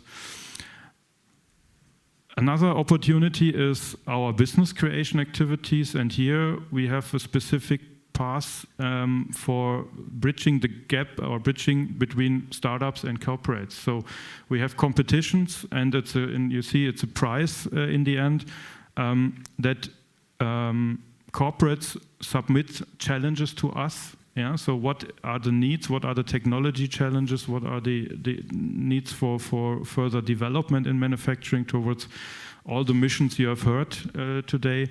And then we are seeking for the startups that are being able to implement those or providing a solution and being able to implement that. And it's a competition, it's with a jury, and there we have then cash prizes of 20, 30K as a co-financing to the proof of concept. So this is a very practical approach that we get things into the market. And then you have seen this RIS. That means RIS means Regional Innovation Scheme. That's also a specific program for those countries that has or need to innovate or increase their innovation capacity. And here we have also another call to be open in May. That is specifically for SMEs and startups from RIS eligible countries. So there, of course, then we have opportunities that you don't need to compete with Germany, with France, and all the, let's say, strong manufacturing company ecosystems that exist in Central Europe. And here we have then those specific calls. And this was just a very brief overview. So, I mean, we have much, much more calls to be open during the coming years. But just to highlight some and give you an insight, okay, what areas we are dealing with. Thank you very much. And I'm also available all day for any kind of talk. Thank you, Christian. We move now to Luxembourg. Alessandro Tappi, Chief Investment Officer from the European Investment Fund. You should be online. Alessandro? Alessandro, we cannot hear you. We cannot hear you if... I think it's the... Yeah, no, we can hear you. It's super. Please, please, the floor is yours. Someone there that had to click and unmute. Good morning, everybody. Yes, as you said, I'm from the European Investment Fund, part of the EIF group. The EIF is the risk-taker arm of the group for SMEs. So 2 words about what we do. We have a guarantee activity and an equity activity. Both of these activities are intermediated, so we work with financial institutions, banks, lenders on the debt side, equity funds on the equity side. So we never take a direct exposure to one SME, but the mission of the EIF is to support SMEs. So here I will be focusing on the debt products, both because it is a product that is more immediately deployable in the current situation with immediate effects on the real economy, and because we have an existing activity in Ukraine that has been deployed in the past, as I would say. So the debt product for SMEs is a loan portfolio guarantee. So we provide a guarantee over an envelope of new loans to be granted to SMEs with full delegation to the financial institution after having done due diligence in terms of assessment, quality of the credit process, the financial benefits that the bank is prepared to pass on to the SMEs. So the beauty of it is that once we've done... Sorry to interrupt you. You're not sharing your screen at the moment. Can you please... Not yet. So before going to the slides, I was saying what are the products, and on the debt products is the portfolio. Now I should be sharing the screen, and we will get there soon. Not yet.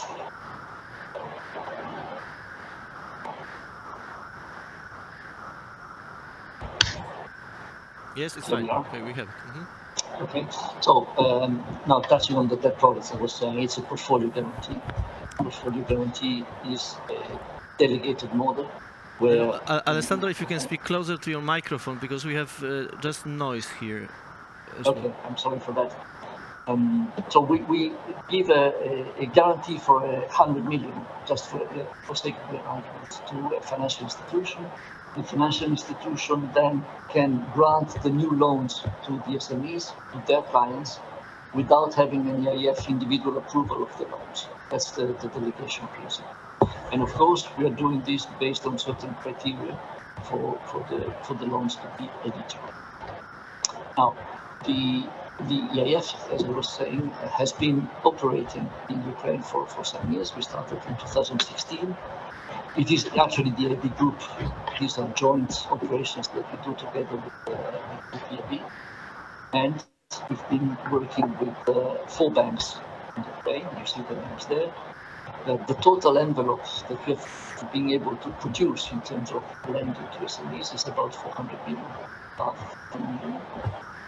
with mainly 2 activities. One is the Innofin guarantee, part of the Horizon program, and the other is the DCFTA that has Ukraine as the main geographical focus. There are 2 elements that I should highlight here on why we do this. There is a financial advantage for the SME borrowers because the loans are granted with a guarantee from the EIF. It is very cheap or even for free, and therefore the SME benefits from this guarantee given by the EIF, can give less collateral to the bank. There is a reduction in the interest rate, and risky clients that will not be financed can also be financed. These 3 elements often come together as a package. The advantages for the banks that need to have a motivation to enter into this contracts is that they get credit protection on half of the exposure, typically guaranteed 50%, sometimes more. There is a capital relief for banks, and of course the guarantee of the EIF is a AAA guarantee. Now, coming to the now, we just increased the total amount of loans that can be extended to SMEs through the existing network of partner banks by another 125 million. This is out of the existing guarantee facility, so now it's fully committed. And we also introduced a new feature, important new feature, which is to support trade finance. So payment via letters of credit and not just guarantee for a cash loan, because this is what the market has indicated as being the most important issue.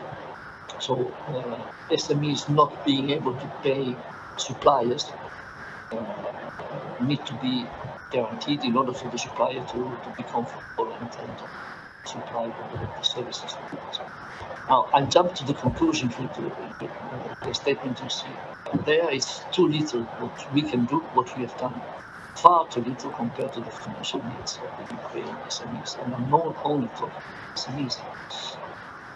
Now, looking ahead, we've been in discussion with the Commission, and just before it was mentioned that the EU for Business program. So we would expect, if things go well, that by mid-23, so fairly soon, there will be a successor of the CFTA program, now named Business, with a budget of indicatively 40 million. But I'm not in control of this number. It's in the hands of the Commission, of course. With this, we could do probably something like 200 plus million total loans. The focus is not only Ukraine, but Ukraine is clearly the most relevant part of this intervention. It's important to look at the leverage, what we call the leverage. So for each euro that we put at work, each euro of public money, we achieve 6 to 7 euros of loans guaranteed, which is important, especially in a situation of an extraordinary stretch, which is what the Ukrainian is. There have been also discussions on a similar product to support export credit agencies. In this case, it's looking at the side of the European SMEs that want to export to Ukraine, and of course have concerns in terms of ability of the importer to Ukraine. So with this, we hope we will be able to put together a product similar to the trade finance I mentioned before, where the SME exporter Alessandro, by I think protection we need from to. Alessandro, credit I think agency. we need to wrap up because we have very bad connection. We have noise. Okay. So please. Okay. In any case, the SME can claim under the credit insurance, and therefore there is more, say, ability for the exporters to go to Ukraine with their products. And here's the conclusion. So even if you don't hear me well, I'm sure you can read. We are ready to support the Ukrainian real economy, and we do have the products to do so quite quickly. Unfortunately, the public resources that are available are not sufficient, are far too small compared to the challenges that we face in supporting the SME segment and building Ukraine. So this is the plea from me and on behalf of the group. If we want to be meaningful and impactful, there is a major effort that has to be made in terms of resources. Alessandro, thank you very much. You couldn't be more explicit with this slide. There is not enough, definitely, even if we have so much funding available already. Alessandro, thank you very much for your connection. I'm happy yesterday from Kiev we had much better connection than with Luxembourg. But I'm sorry for that. Hi, Alexander. Thank you very much. And we move to Olena Voloshina from International Finance Corporation, which is member of the World Bank. Olena, the floor is yours. I don't know if Olena is in Washington or she's in Switzerland. Okay. Thank you very much. I'm trying to share my screen. I don't know. But we can hear you, and no noise. This is okay. You can hear me. We can hear you. But Yeah. I cannot share my screen for some reason. Yes, we can see you now. Can you see that? Yes, we can see you. You can see me, but not my screen. That's okay. If you can, I'll just talk because we don't have too much time. Yeah. Let me start by saying that I was really hoping to be in Kosice in person. If you can put in slideshow it's mode on, only if you manage. If not, we can go like this.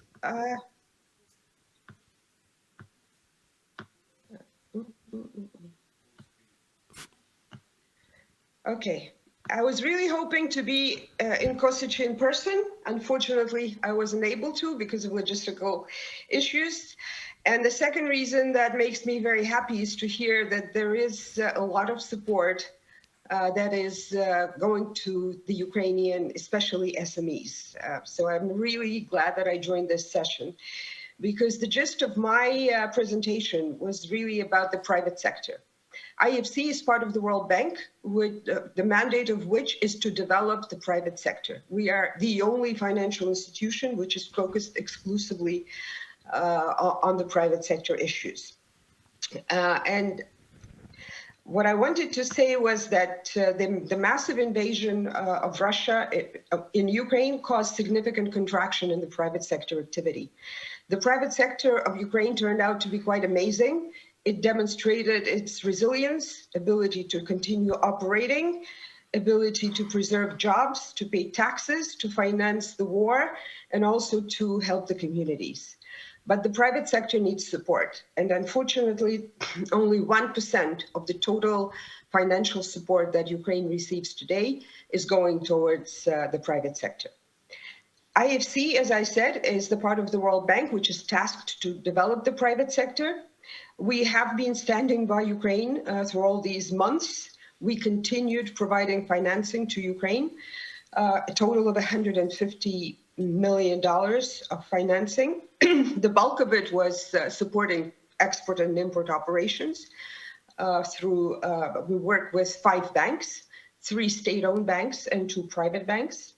We also provided financing for purchase of critical imports like gasoline and fuel to a private sector client, production of essential goods to another private sector client, a pork producer in Ukraine. We supported a private equity fund with $30 million worth of funding. And we also provided up to $60 million of funding to a large international grain trader in support of the Ukraine's contribution to the food security agenda. In December 2022, our board endorsed a package, a $2 billion package called Economic Resilience for Action for Ukraine, or ERA, which is targeted to support Ukrainian private sector within the years 2023-2024. The package is going to be structured pari passu, $1 billion of IFC's own account and $1 billion of concessional finance from the developmental partners. IFC is very well positioned to deliver financing support to the private sector in Ukraine because we have a 30-year investment track record in Ukraine. We had more than 3 billion of long-term commitments to the Ukrainian private sector, and we also are one of the largest implementers of blended concessional finance program with 20 years of track record. As I said, the private sector was severely hit. In 2022, GDP contracted by 35%. The World Bank conducted a special analytical piece called Rapid Needs Assessment Program. The first one was done in December, and there was recently an update. And the estimated financing needs for Ukraine's rebuild were revised from original $350 billion to $450. So the amounts we're talking are enormous. EBA, European Business Association, has recently conducted a study on the impact on the private sector. And that study, the survey, demonstrated that 83% of EBA members experienced a drop in their business performance. 40% experienced direct losses, and 25% lost assets due to occupation. So the needs are enormous, and the support that is needed is also enormous. And IFC is trying to play one of the leading roles through its ERA program. ERA program will be phased. During phase 1, which is while the war is still ongoing, we will be focusing on critical sectors and suppliers, mostly providing them with access to working capital. Trade finance will continue and expand, and we will be focusing on food security and agribusiness. There is a lot of work in support of IDPs and municipalities. We agreed with our European partners to repurpose $50 million of the grant funding originally earmarked for energy efficiency program is now being utilized by municipalities for transforming municipal buildings into temporary housing for IDPs. And that work is already ongoing. We have already renovated some of the buildings in Lviv, in Irpin, and other cities are coming. We're also going to be focusing on vital infrastructure. Now, during phase 2, this would be the post-war reconstruction and recovery. The funding is going to go towards rebuilding of infrastructure, cities and housing, transport and logistics, energy transition, and digital infrastructure. And we will also be supporting the Ukrainian banking sector, which again has proven to be quite resilient, but we understand that the banks are going to need capital and the banks would need help in dealing with distressed assets. We are also not giving up. Instead, we're expanding our advisory programs. These programs are mostly focused on agribusiness, financial sector, and digital. Investment products that are available to Ukrainian private sector companies during the first phase are predominantly guarantees, working capital, and risk-sharing facilities with banks. And we are in discussions with several banks on the risk-sharing facility that would allow banks to target more small and medium-sized companies. CapEx support would be limited and selective, mostly for business relocation and critical infrastructure repairs and expansion. This is the slide that shows what we have done in Ukraine so far. When the war started, our outstanding portfolio was at $300 million, and we had more than 50 advisory engagements in Ukraine. We also started working with the municipalities. We partnered with Mariupol, Zaporizhia, Kryvyi Rih in helping them to switch to greener urban transport. PPPs was another big area for IFC before the war. We helped the government of Ukraine structure the first 2 port concessions together with EBRD. And during the war, we also signed a memorandum of understanding with the government in Ukraine that IFC is becoming a strategic advisor to the government in terms of bringing the private sector through PPP instruments, but not limited to that. And that work has already started. I think I'm going to stop here in the interest of time. This is the team that is working on Ukraine. The team is based in Vienna, but we are available 24/7 online. Everyone can have access to my email. If you have a concrete proposal, if you want to discuss cooperation, just shoot me an email. I'd be happy to have a virtual call with you. Thank you very much. Well, thank you very much. I think we can give a applause to all the presentations we went through, and this is kind of a marathon, but we wanted to overwhelm with all the possibilities that we have. And I have with me Andriy Diligac, who is from the European Cluster, Ukrainian Cluster Alliance. European also. Cluster as well. Also, yes, European and Ukrainian Cluster Alliance. You're working in Ukraine. You heard a lot about this. What are your takeaways from this funding opportunity? First of all, I'd like to say thank you all of you for your outstanding support of Ukraine. But I'll speak not only as a member of Ukrainian cluster of Alliance of Clusters, but also as a head of business coalition in Ukraine.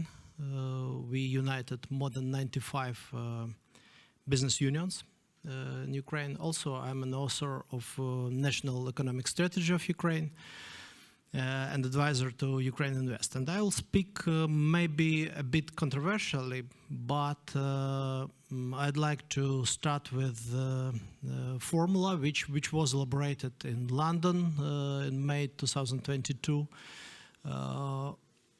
That formula included 4 main points for Ukrainian reconstruction. First of all, start now means a year ago, not after the victory. Second one, not to recover but modernize Ukraine. Third point, Ukrainian leadership means Ukrainian vision of this reconstruction and modernization process. And fourth, very important point for me, inclusivity. Yanis, you told that you are working with government, with BRDO, which is very close to government. It's true, but Ukraine structurized it a bit in different way because we have a very strong civil society, but civil society is not included in modernization and recovery process still. It is why that formula with inclusivity meant that for sure European institutions, financial institutions, international institutions do not want to transfer money to Ukrainian government because of corruption perception. From the other hand, Ukrainian government consider that should be responsible 100% for the reconstruction by themselves and expect money from you. It is why we propose it to make, instead of this dichotomy, triangle, including civil society and Ukrainian business into this formula, means jointly with Ukrainian institutions and Ukrainian business associations and civil society can realize anti-corruption agenda. And jointly with Ukrainian government, we can realize also the Ukrainian vision of modernization and reconstruction. So my first request to you, please see the Ukrainian business and Ukrainian civil society, which is structured in another way, not by European organizations like eBay and others in Ukraine. We have another structure. It's the first point. Second point, for sure, insufficient funds. And thank you to Alexander for his last slide. In accordance with our research, Ukrainian business needs more than $20 billion per year. Next 3 years, we need approximately $55 billion for realization of existing projects. Not thousands, not millions, but billions. For sure, we are insufficient in these funds inside of Ukraine, so the only possibility is to have collaboration with international institutions. Imagine that in accordance with international practice, after such conflicts which we have now in Ukraine, we should obtain during the next 10 years approximately 25% yearly of Ukrainian pre-war GDP. This means that we should obtain approximately $50 billion per year as a country in grants, loans, etc. But we have the very low level of for foreign direct investments even before the war. The real foreign investments was approximately $1 billion per year, but we need 20 again. We understand that despite of mega involved now in process of ensuring such investments, the biggest amount we can consider are the grants and loans from European and international institutions. But it's not only the way how we need your help. Ukrainian clusters and Ukrainian business also needs technological help in technology transfers and export promotion and export possibility. Jointly with European and international institutions, we can realize Ukrainian export programs. We still a very open economy in Ukraine, but we still do not have enough possibilities in European markets and other markets where European companies are very successful. For example, in African market, which is very perspective for Ukraine. Third point is reputation. Many times in discussions with investors around the world, I heard the following, and it was surprising for me last month. It is about Ukrainian corruption. For sure, perception of Ukrainian corruption around the world is overestimated. Ukraine is not so corrupted country as we now has a reputation around the world. But European institutions and our global partners during the last 30 years realized wrong strategy on Ukrainian anti-corruption agenda. Because we were concentrated on building anti-corruption institutions. 30 years we built anti-corruption institutions, but we still have corruption in the country. This means that it was a wrong approach. The source of Ukrainian corruption is economic system, which is still post-Soviet and not appropriate to the current challenges. Yanis, also you told about deregulation in Ukraine. It's a very important issue. We are not so successful still there, but there are several more important things which are not supported now by European Union in Ukraine. The highest priority is taxation reform in Ukraine, because taxation system is the main source of corruption in Ukraine. So we extremely need your help to realize anti-corruption taxation reform, which is absolutely ready for implementation. It will help us to decrease Ukrainian budget deficit, but still we don't have support from you. Please consider help in this approach.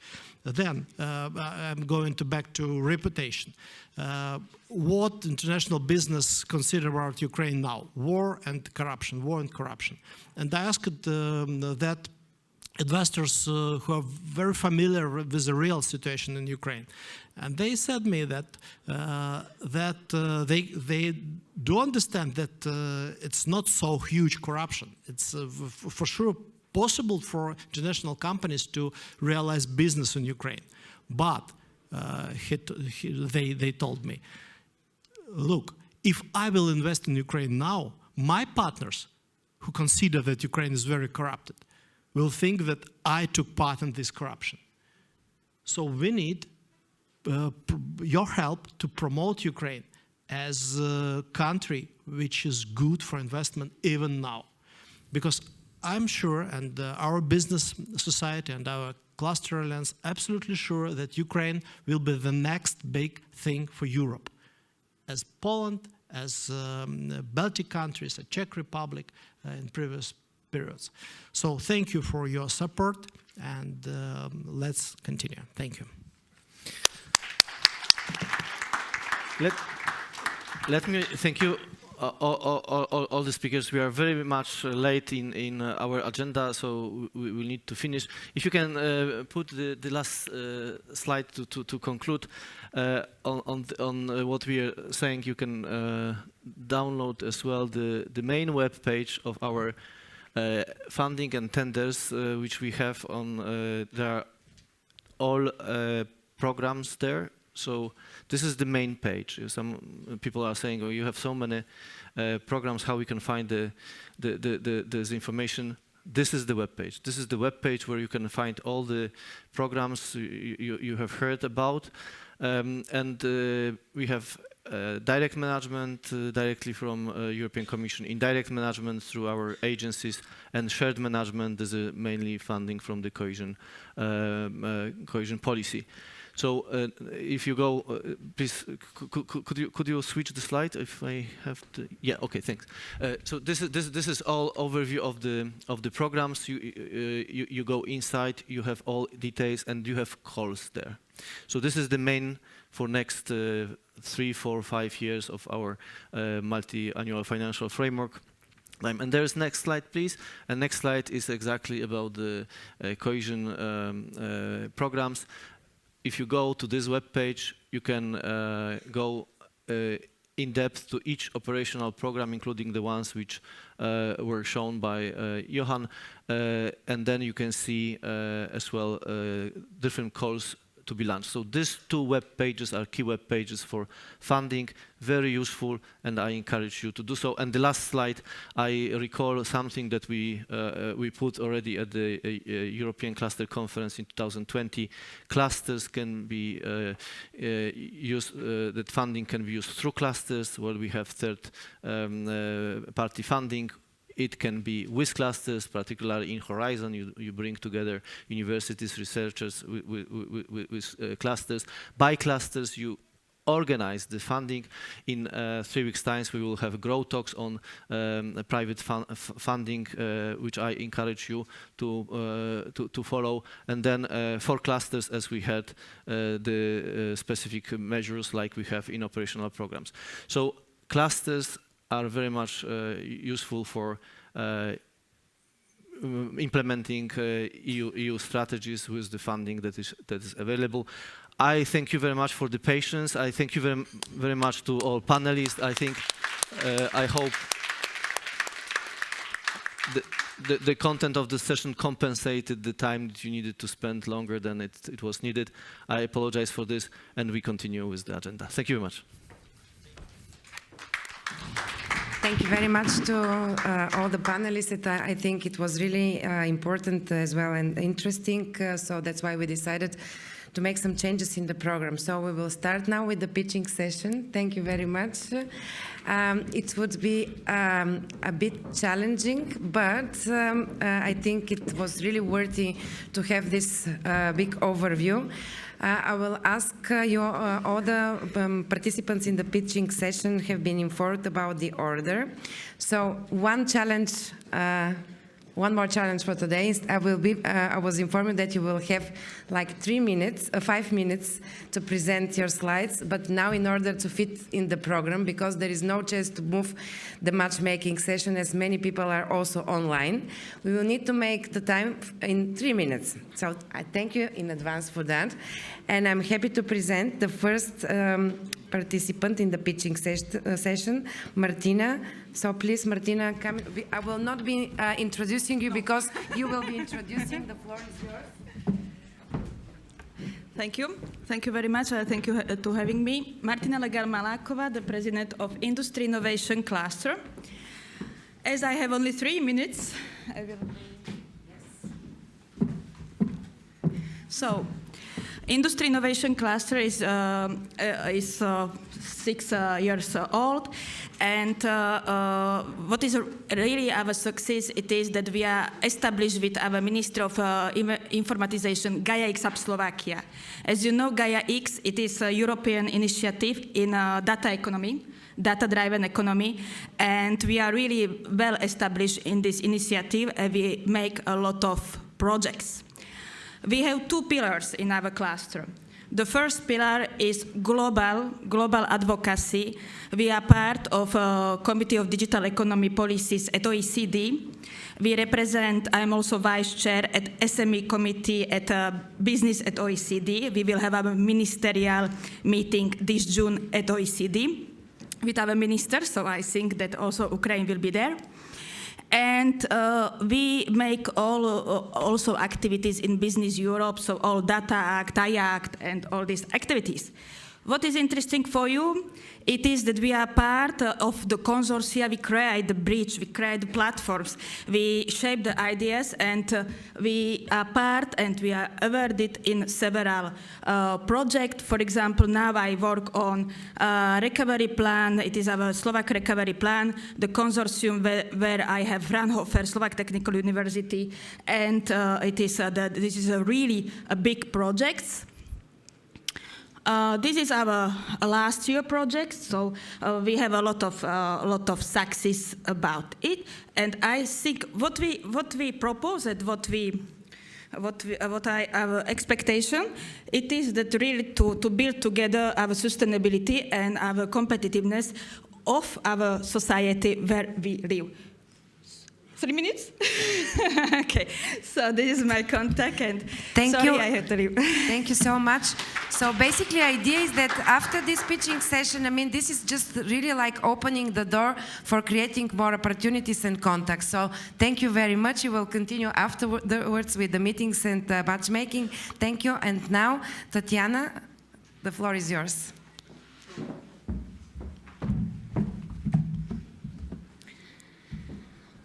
Hi for everyone. I am Tatiana Vorontsova. I am a head of Resources Center of Medical Clusters of Ukraine Clusters Alliance, and representative all members, all clusters, medical clusters of Ukraine. We included 6 medical clusters, all part of Ukraine. You see west, center, south and east part of Ukraine, and community hospitals, universities, manufacturing, and competence is a field of medicine. What we offer the access to community of medicine and health in Ukraine.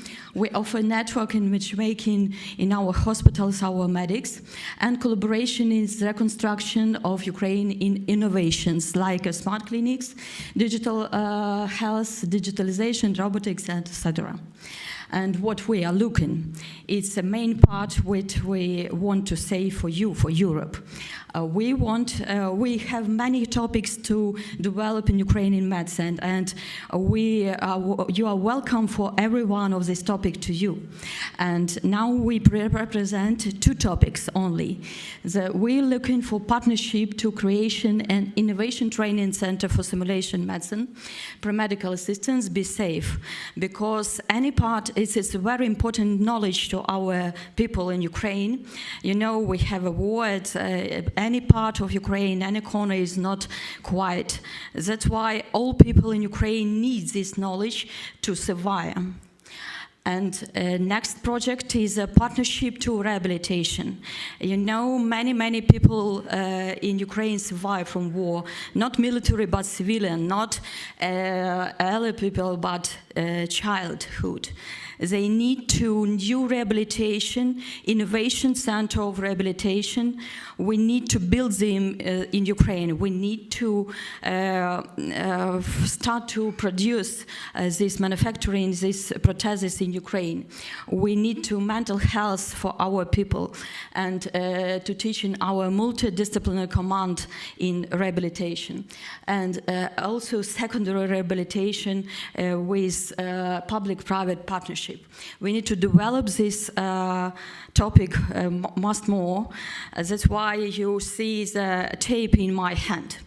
It's a story of it's a sensitive story to me because I am an instructor of tactical combat casualty care and learn for 9 years the soldiers to survive.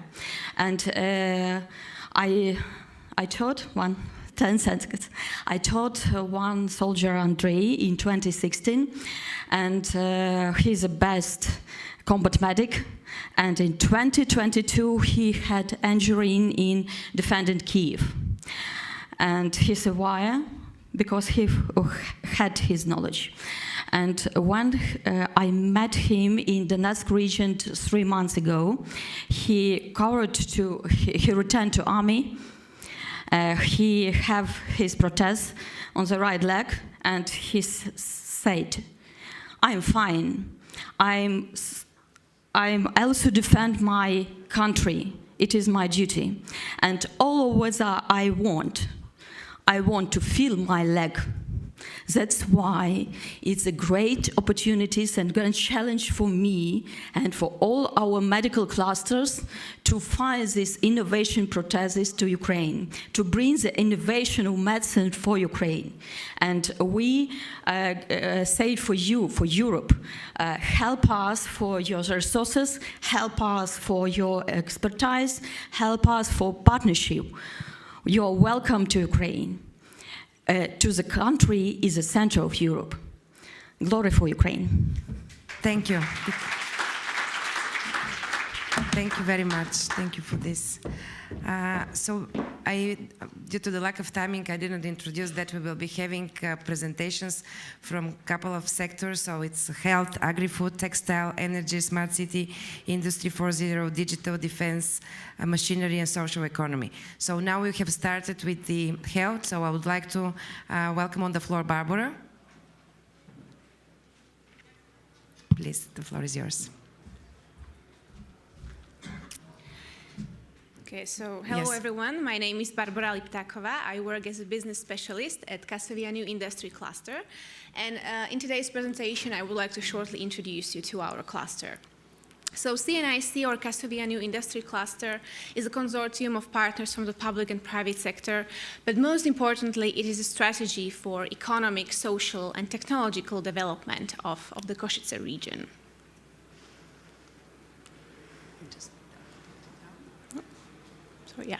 So it was formally established in 2021.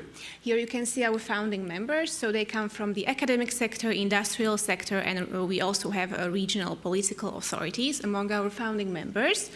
You may or may not know this, but Eastern Slovakia lags behind other regions of Slovakia significantly. Eastern Slovakia contributes only 14% to the country's GDP in comparison with Western Slovakia that contributes as much as 70%. So this definitely needs to change. That's why we decided to establish this cluster. And our underlying objective is to create new industry, knowledge-based industry in the region, based on close collaboration between academia, industry, and with the strong support of regional political authorities. One of our greatest added values is that we have managed to create R&D centers of excellence. And these centers focus on research in 3 topics, which you can see here in the table. That is biomedicine and progressive materials, green and digital technologies, and quantum and information technologies. These teams were assembled by putting together the greatest minds that we have here in our universities and Slovak Academy of Scientists, and they conduct highly interdisciplinary research. Through these centers, we collaborate with industry, but not only through them, of course. So far, we have signed several partnership agreements with leading high-tech companies in the region, including Global Logic, Siemens Healthineers, or Deutsche Telekom. And we are very open to enter into discussions with any company that is interested in working with us. So please, if you're interested, feel free to approach me and we can discuss this in more details. So in addition to offering the partnerships in projects, basically mainly in EU projects, we offer the industry our know-how in the application of state aid for the commercial sector. This means that we can provide companies with access to top-notch R&D infrastructure, which has great benefits for the companies because they don't need to look for and hire R&D staff. They don't need to buy expensive technologies, expensive devices. They can, by means of commercial lease, realize their innovation projects with us. We do this all in order to increase the capacity of investment projects, to attract new companies to the region and to create new companies in the region. And as I have mentioned before, we are also eager to establish innovation activities, cross-border innovation activities. So with that, I would like to end my presentation. This is our motto, technology-driven, human-oriented. So thank you for your attention. Thank you so much. Thank you. I would like to inform that all presentations from today's pitching sessions, not only from the previous sessions, will be uploaded on the European Cluster Collaboration Platform. So the link will be shared as well as photos will be shared. So please don't, from next week, you can find all the contacts, all the presentations there. So without further delay, let's move to the agri-food sector. And I would like to welcome on the floor Bogdan, please. Bogdan, are you here?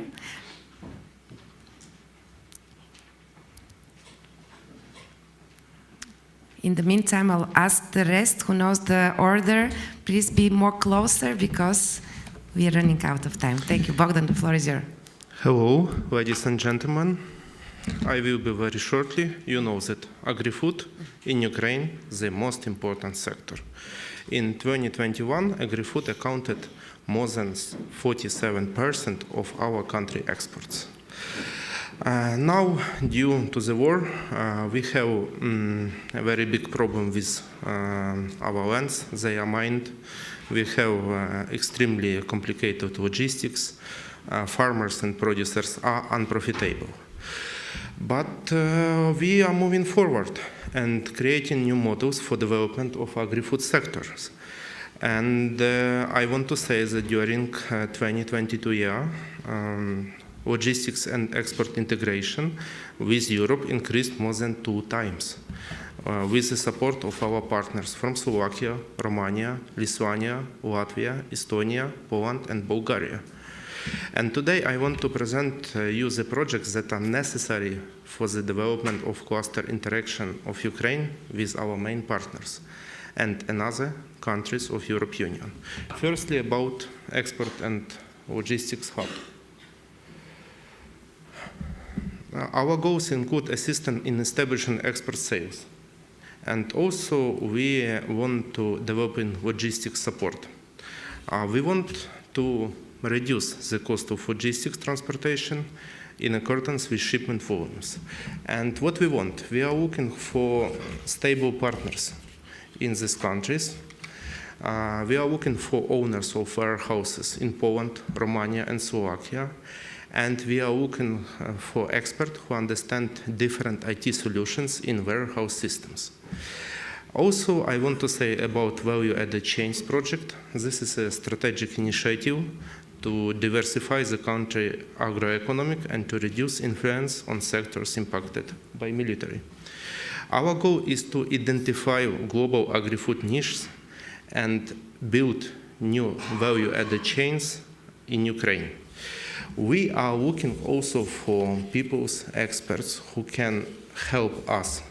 We are calling experts who have already built successful added value chains, and we ask them to share their knowledge and expertise and tell us how to do this in Ukraine. Also, the third main project is Rapid Response Centers. This is about fast and high-quality services. Rapid response centers can operate on local, regional, and national levels, ensuring coordination and cooperation between different services, authorities, and organizations. But we can't do this alone. We need co-financing to make this project bigger. We need your help. We make sure that small and medium-sized businesses have the resources that need to be succeed. And we also could share our specialized between agri-food clusters in European Union.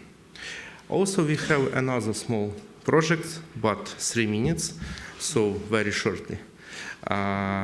Agri-cluster Western Polysia.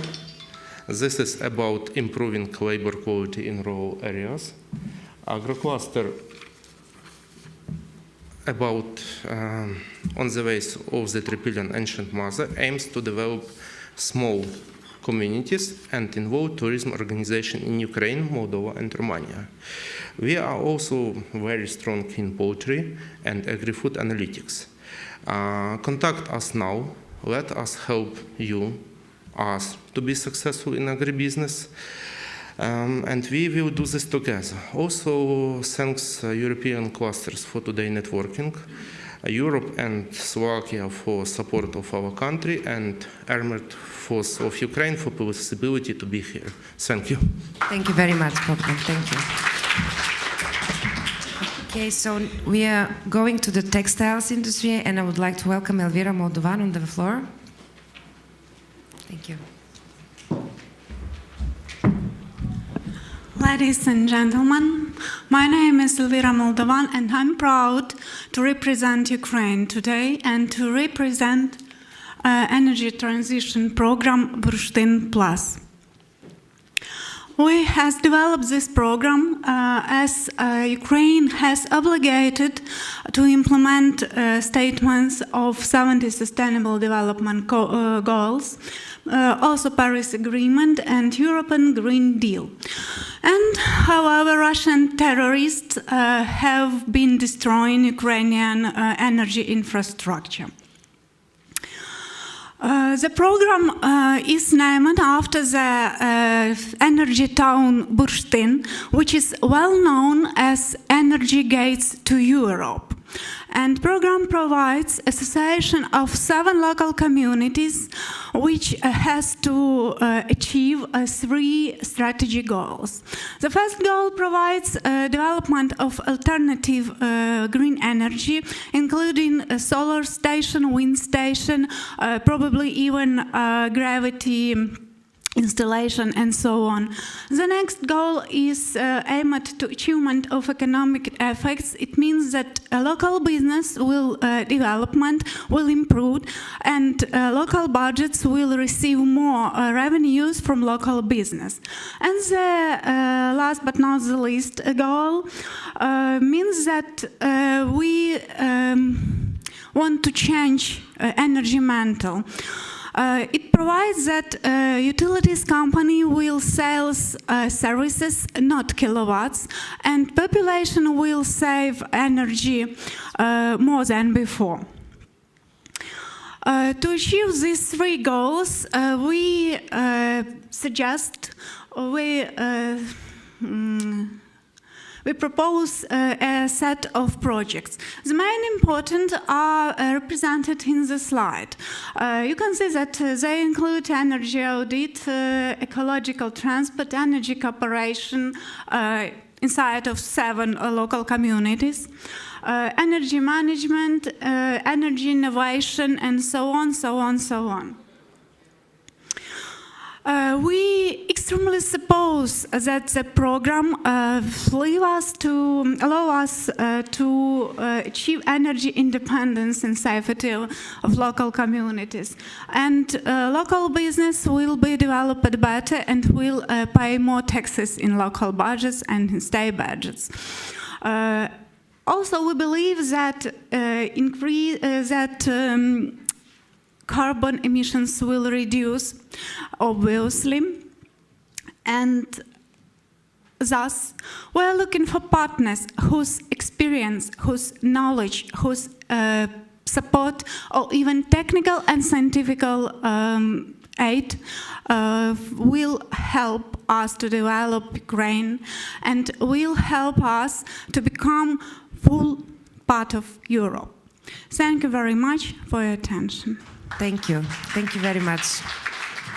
And I really appreciate, I mean, I'll keep saying it, I really appreciate the effort that you make for the shorter time. So thank you very much for this effort. And now please, Vladimir, it's your turn. Welcome on the floor.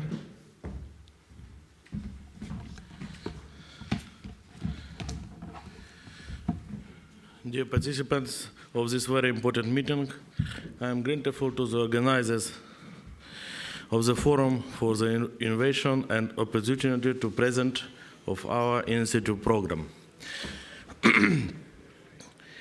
Our team consists of the clusters, associations, and public organizations. The Association International Road Carriers and the Ukrainian Transport Union are the biggest organization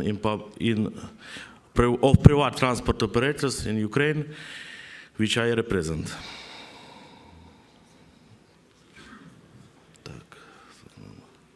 Thank you. From the first days of the war, the transport infrastructure began to suffer losses. At the same time, 30% of the money paid by drivers of diesel vehicles, including public transport, are sent to Russia, which continues to kill Ukrainians using their funds. This must be stopped through a deep modernization of the sector, not just during a simple industry recovery. Last slide.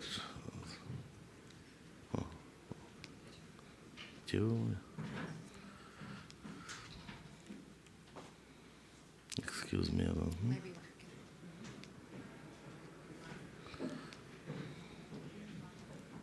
The green one, yes. Excuse me. Among the high-level goals of the government are stated institutement creation of condition of the modernization of transport industry and the restoration of production rolling stock with the 40% of international partners. For example, it is necessary to implement already adopted discussion regarding the compulsory use of electric buses in cities with more than 20,000 and 40,000 of residents. This discussion will be implemented gradually until 2030. This industry needs large-scale financing on the basis of legislation of projects with thankful investment of public-private partners, which also includes new forms of voluntary cooperation of transport operators and their interactive with customers to provide integral public transport service at the level of the best European practice. We plan to form networks of transport union of Scottish high-level transporting of passenger by ecological transport in the territories of cities and suburbs. It is necessary to reach a consensus of all key participants, associations and clusters of transport companies, national builders, IT operators, as well as central offload associations. This work would include the implementation of project and project works with the participation of specialist expert cluster associations, industrial park regionals compliance, as well as processing usage, ensuring the production of new rolling stock and industries, appealing IT technologies, talking about smart specialization of region and creating new jobs. We will already start such work with interested partners of the territory of several sub-regions of Ukraine, for example, within the framework of the Burstin Plus program, and like this. We believe that next time we will be able to formalize the legal status of such projects and begin the development of proposals this year in order to carry out all of the necessary projection in 2023-2024. and start the implementation of the program no later than 2024. Let's do this important job together. Thank you so much. Thank you. Okay, so we continue in the field of energy smart city. I would like to welcome Peter Blas. Peter?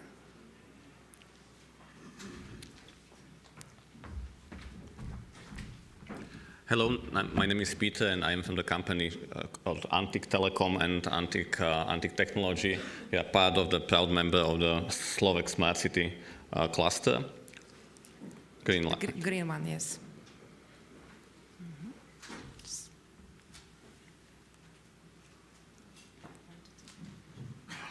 Wow. The red one, yes. Okay, we are known here in the region as the largest telco company, in fact, but we work 20 years in the R&D, and that's why I think that maybe there are the areas where we could cooperate together. And so in the last 10 years, we delivered the products all around the world. And what are the products, in fact? These are mainly in different areas. Our classic area is IPTV distribution, so it's interactive TV. So these are examples of the type of the clients, like maybe the building on the left. On the bottom, this is specific TV system for the prison in Auckland, New Zealand. And on the top is Terminal 2 in the Cairo airport. On the right is the current leader of the Emirates, which for him we deliver the TV system for his trips abroad the country.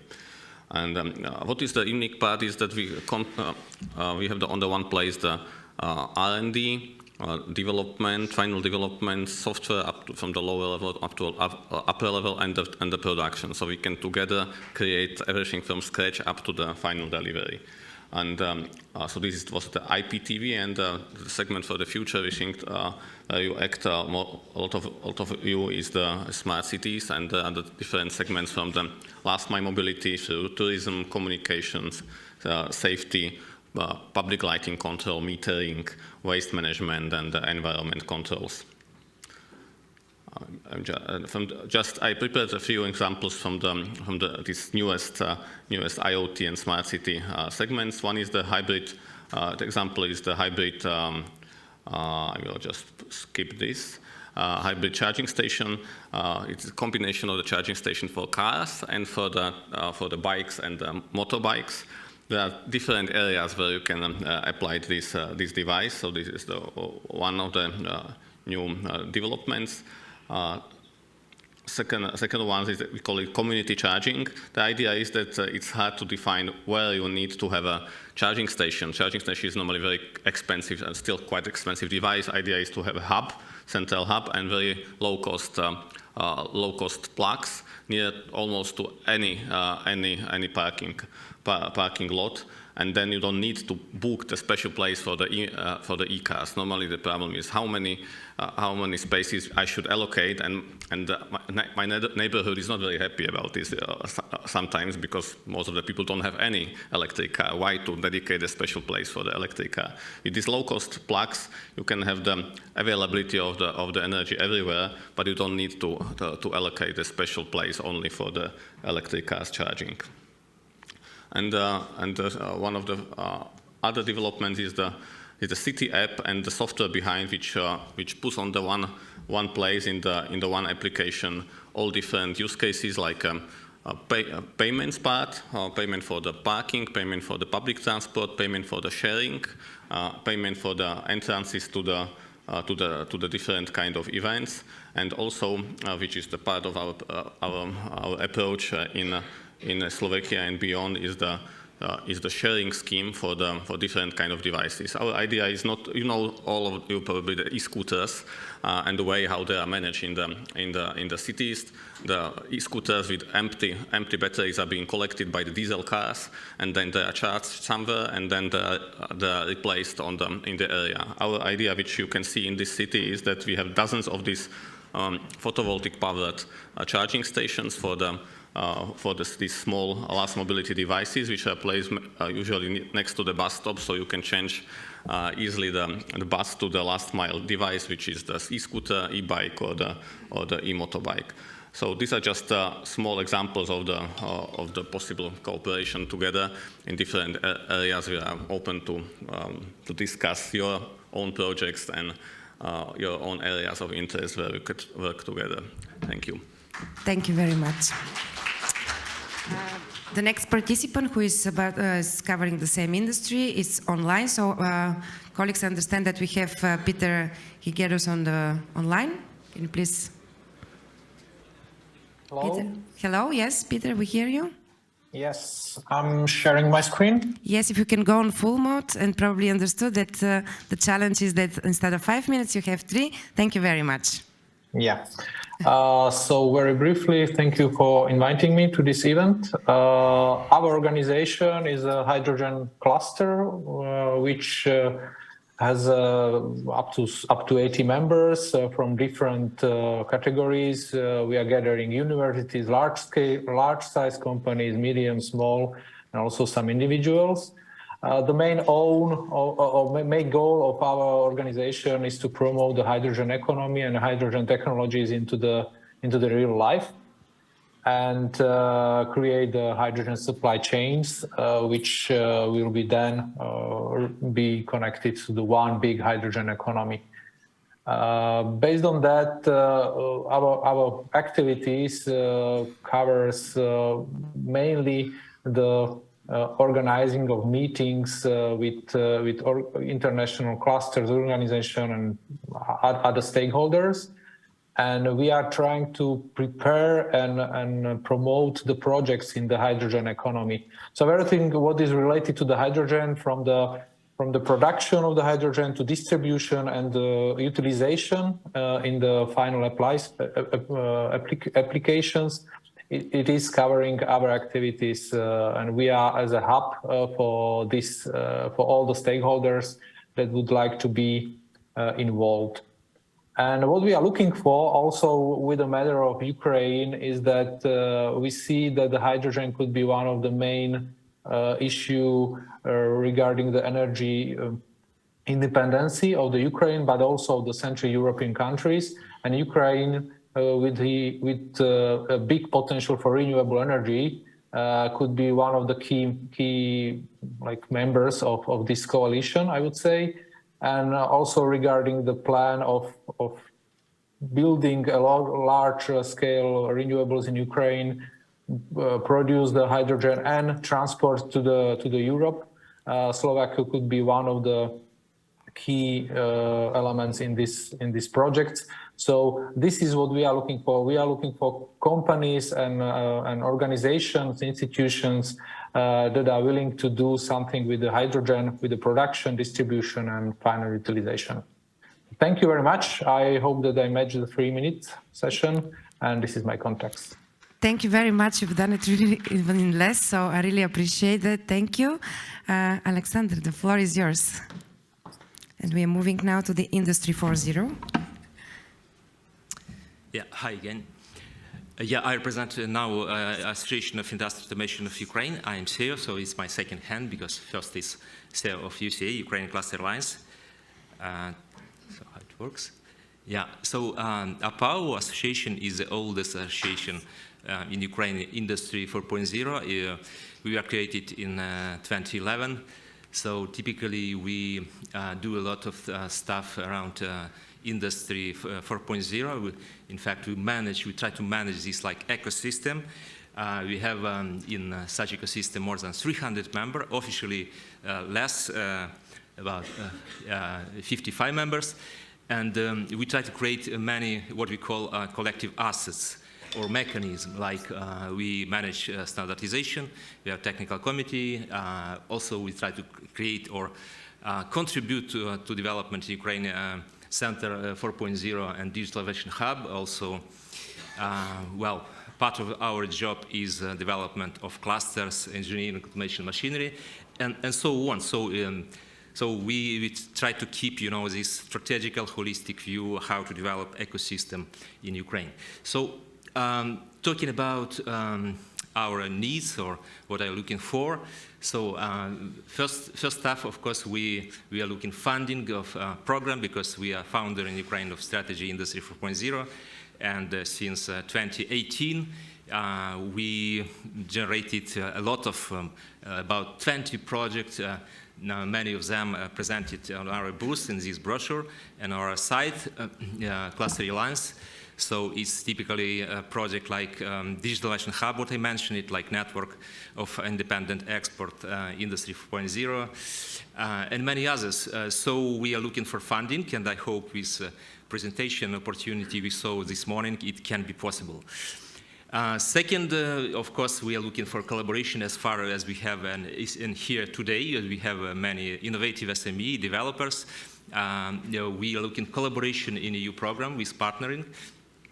And of course, we need, because we understand, we are aware that many of European clusters are more advanced than we in Ukraine, so we are looking at this transfer or contributing how to transfer policy, industrial policy, digital innovation policy to Ukraine. What we propose, in fact, we do a lot of analytic jobs works in Ukraine around Industry 4.0. So through us, you can have access to this ecosystem, different segment, because we know many deep knowledge about this different segment in this domain. And also we have teams, 10 people who we work like marketing agency, I would say, animating community, facilitating, so all these services, networking, matchmaking, marketing, so on, we can do. And of course, we have a lot of different kind of expertise. We manage working committee and so on. So we'll be really ready for collaboration. Just quotes about, I like much about industry 4. Maybe 5.0, that it's not just about technology, it's really about collaboration. And I'm really happy to be here to organize this collaboration in person with our Ukrainian teams. Thank you. Thank you very much, Alexander. We continue in the Industry 4.0 with Robert Bidowski. Robert, are you with us? No? Or he's online? Okay, if we don't have, do we? No, okay, so then Robert, maybe if he joins us, he will do it later. So in the digital sector, I would like to welcome Olga Shapoval.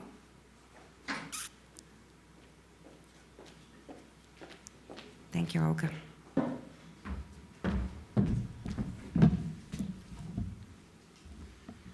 Okay. Hi to everybody. My name is Olga Shapoval. I'm Executive Director of Kharkiv IT Cluster.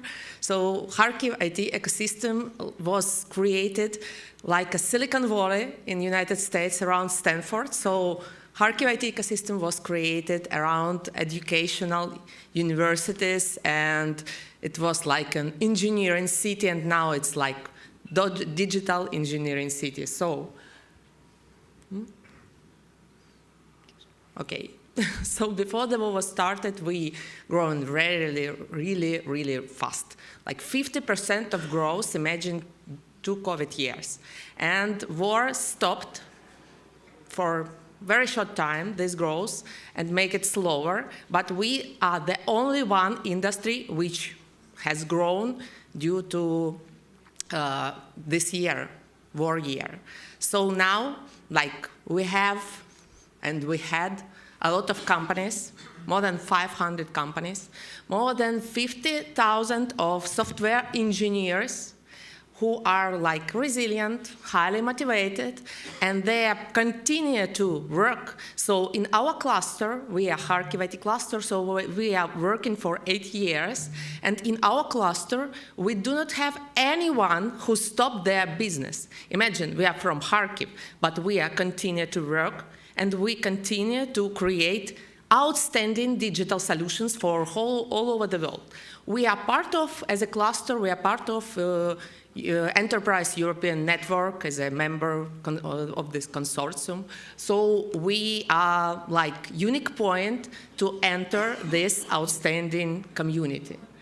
If I speak about like what do we offer, we offer outstanding expertise, 20 years of expertise for different business niches, business domains, business needs, but to create really outstanding competitive advantages for you, for your organizations, for everyone in this world. And we already really deeply penetrated into international market because 95% of our clients are abroad. It was always be so that Ukrainian IT and software engineers, we really choose complex solutions and very interesting products. And even this last year, our companies, they are in different ratings as the fastest growing companies in the world. Imagine this. So now we just offer you very, very good culture. We are very flexible, very client-oriented, and we really do have high level of expertise. So now we have available capacities for you. It's really unique time to buy from Ukraine technology, to invest in Ukrainian technology, to invest in Ukrainian businesses, to find right partner for any type of projects, for R&D, for creating really outstanding digital transformation, for any type of small, medium enterprises or big, because we are also working with Fortune 100, for example, with everybody from this list. So how to do it? Of course, I cannot do very, very precise pitching for everybody, but we can do just with two simple steps. First one, let's get connected in LinkedIn and to just continue communication. I am open for meetings, not today, but because I'm fully booked. Thank you for this event and for organizing. It's very, very, very well organized. But next week, next month, let's get connected. Let's just schedule a meeting and start your outstanding digital transformation with us. Because Ukrainian IT, it's unique window to outstanding digital transformation. And Kharkiv IT cluster, it's your universal key. Thank you very much. Thank you. Thank you very much. Our next presenter is William Bosiak. I think he's online. No? Okay. And then we'll continue with the Martin Benko. We have a recording from him. He was not able to attend today. So can you please turn the recording? Good morning, ladies and gentlemen. I am Martin Benko from the Slovak Sport Innovation Center as a cluster. Unfortunately, we are not, and I am not able to be in Košice on our clusters meets region. Very great pitching session. So in this case, let me kindly present to you what our cluster is doing and why we want to be also matching some cluster cooperation within this our region and also widely. We are working on a market which is the sport industry market. This market is very growingly up. Now it's $700 billion last year, which means about 1.1% of a global GDP, which is also so important part of our industrial side. Mainly, our cluster, we are focusing on sports tech. Sports tech is a quite new segment where the technology is using in sports and where the technology is using in the prevention of injury or supporting the health by physical activity of persons. This is basically portfolio of sports techs which covering the real athletes. That's why also the professional and also the public professional. One also very important funds, but also the management regarding the organization of a sport entities and events, and very much developing is so much in sport for all. That's why the people can use with technology on their physical movement. As we looked to this European market of SportX, you can see that the last development years is very, very high in growing because we are reaching about $1.9 billion. That's why market is growing up, and also opportunity to use sport technology or technology in sport is on a very growing up position. So that's why our cluster is focusing over it with market and also with cooperation with entities, basically with companies. They are doing well this system. This is a basic ecosystem of a SportX in Europe. From the left side to right, you can see who is participating on this ecosystem currently. One part is investors. That's why very much dealing with the SportX solutions. One is some application programs, basically done accelerators and incubators program. When you can see the sport clubs and association who are very much using the technology on the sport. You can see mainly some football clubs regarding Barcelona and also Arsenal, Chelsea, etc., but also the other sport and international federation in sport. And then is innovation initiative, where also our cluster, Slovak Sport Innovation Cluster, is presented. And as you can see, within the growing European clusters and also within this ecosystem in sports, the Slovak Sport Innovation Center cluster is displayed, and we are a part of a real ecosystem within Europe. Okay, so I think we're missing the last slide. Okay, but it's fine. Okay. As I said earlier, all the presentations will be uploaded on the European Cluster Collaboration platform. So if you're missing something, we will be able afterwards to download the information. And I would like to welcome on the floor now Evgen. Please join us and covering the defense sector. Good afternoon, everybody.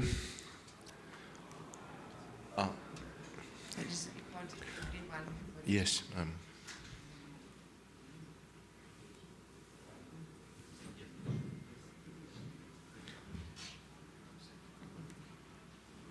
It's not working. With the green one, yes. Colleagues, can you? Probably. Okay, thank you so much.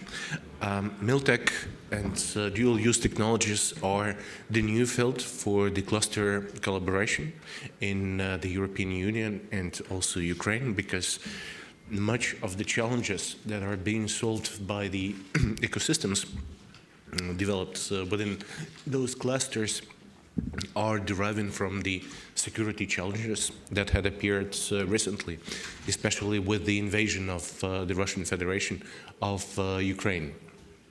So the main task that the dual-use technologies resource center of the Ukrainian Cluster Alliance is striving with is to provide these solutions to the defense and security sector of Ukraine, as well as to enable the development of those solutions by the European peers of the Ukrainian companies.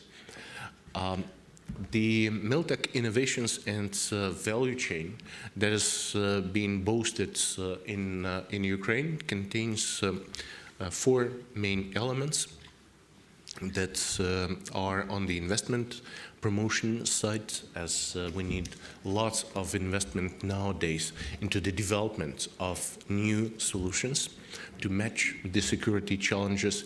Second, it's the export development, in as much as many solutions in Ukraine are worth being promoted in the European and global markets. Third, it's the knowledge management, because there are lots of solutions being developed simultaneously, and there is a huge challenge of focusing the resources, the scarce resources, onto the development of just few platforms that will be used for many decades to come. So to say the unification of the solutions. And last but not least, it's the redevelopment of the economic profiles of the regions in Ukraine. While the east of Ukraine had been traditionally considered the silo for the heavy industry, for the industry, for the defense and security industry, the current situation in Ukraine promotes the resettlement of the Ukrainian enterprises, moving those enterprises into the regions that are far from Russia, and of course that creates a lot of opportunities for the modernization of the respective industry.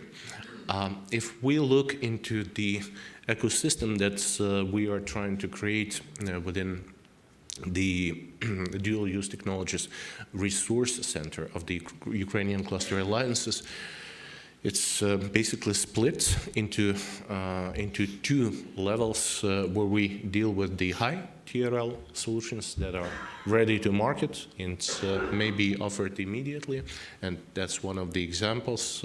Ukraine is extremely strong, Ukrainian producers in the unmanned aerial systems, in the radio warfare systems, and the low TRL solutions that are mostly now rotating or focusing around the materials, the integrative smart territory management solutions, etc. There are two initiatives that I wanted to actually announce here that are being promoted by our resource center in the dual-use technologies.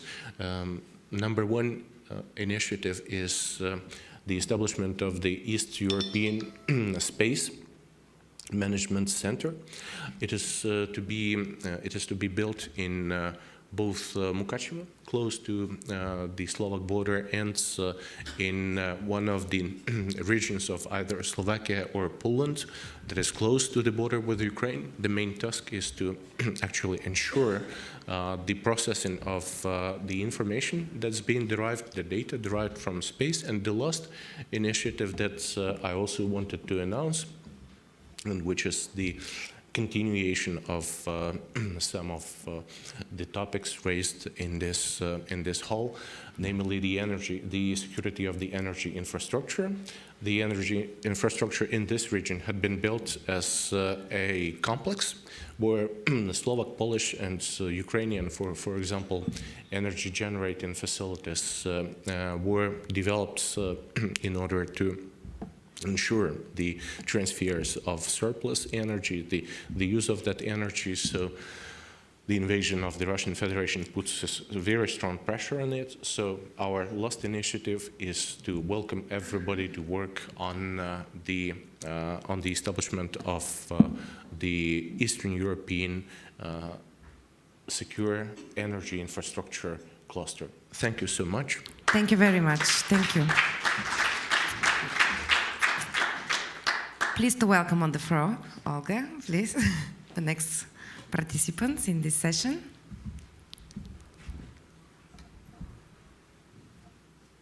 Hello, everybody. Good. So now I would like to introduce our Ukrainian Automotive and Mobility Cluster, and actually it was established 5 years ago by companies, on initiative of companies, and it was established with the goal to introduce Ukraine as a good location for automotive industry, and also as a good partner, reliable partner, attractive employer, and of course driver for innovation and development. For 5 years, we are already part of ecosystem in Ukraine. We are co-founder of Ukrainian Cluster Alliance. We're also co-founder of European Automotive Cluster Network. And during these 5 years, and especially last year, we are already in a good contact with the most automotive clusters in Europe. Just to mention that in Ukraine, we do have 60,000 people in the automotive sector. And this sector was quite attractive and mostly, as you see, located in the western part of Ukraine due to logistic actually reasons mostly. And what we have at the beginning that, some years ago, it was one of the problems to have skilled workers and motivated skilled workers. And right now we do not have such problems because Ukrainian skilled motivated workers are the best in the world, I would say. We do have key automotive customers right now, and after the war, when the full-scale war started, already in 1 month, all our companies restarted the production and supplying to this customer on an everyday basis. What we could offer, our opportunities, of course. Our opportunities as a country, as an industry, as high qualified human capacities and quite big research and development centers, and all of this integrated, and we are again very open to cooperation.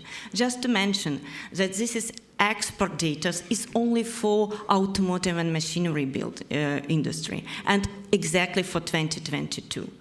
So we do work, we are open, and we are very thankful to all our European partners. As you see already in March, we have started to a bit review our strategy of our automotive cluster, and together with European Automotive Cluster Network and with all our partners, we participated in most famous automotive events, Automotive Procurement Forum, Economic Global Impact Forum. We had special section for automotive industry with our cluster members who showed their stories, how they survive and how they produce and export their products all over the world.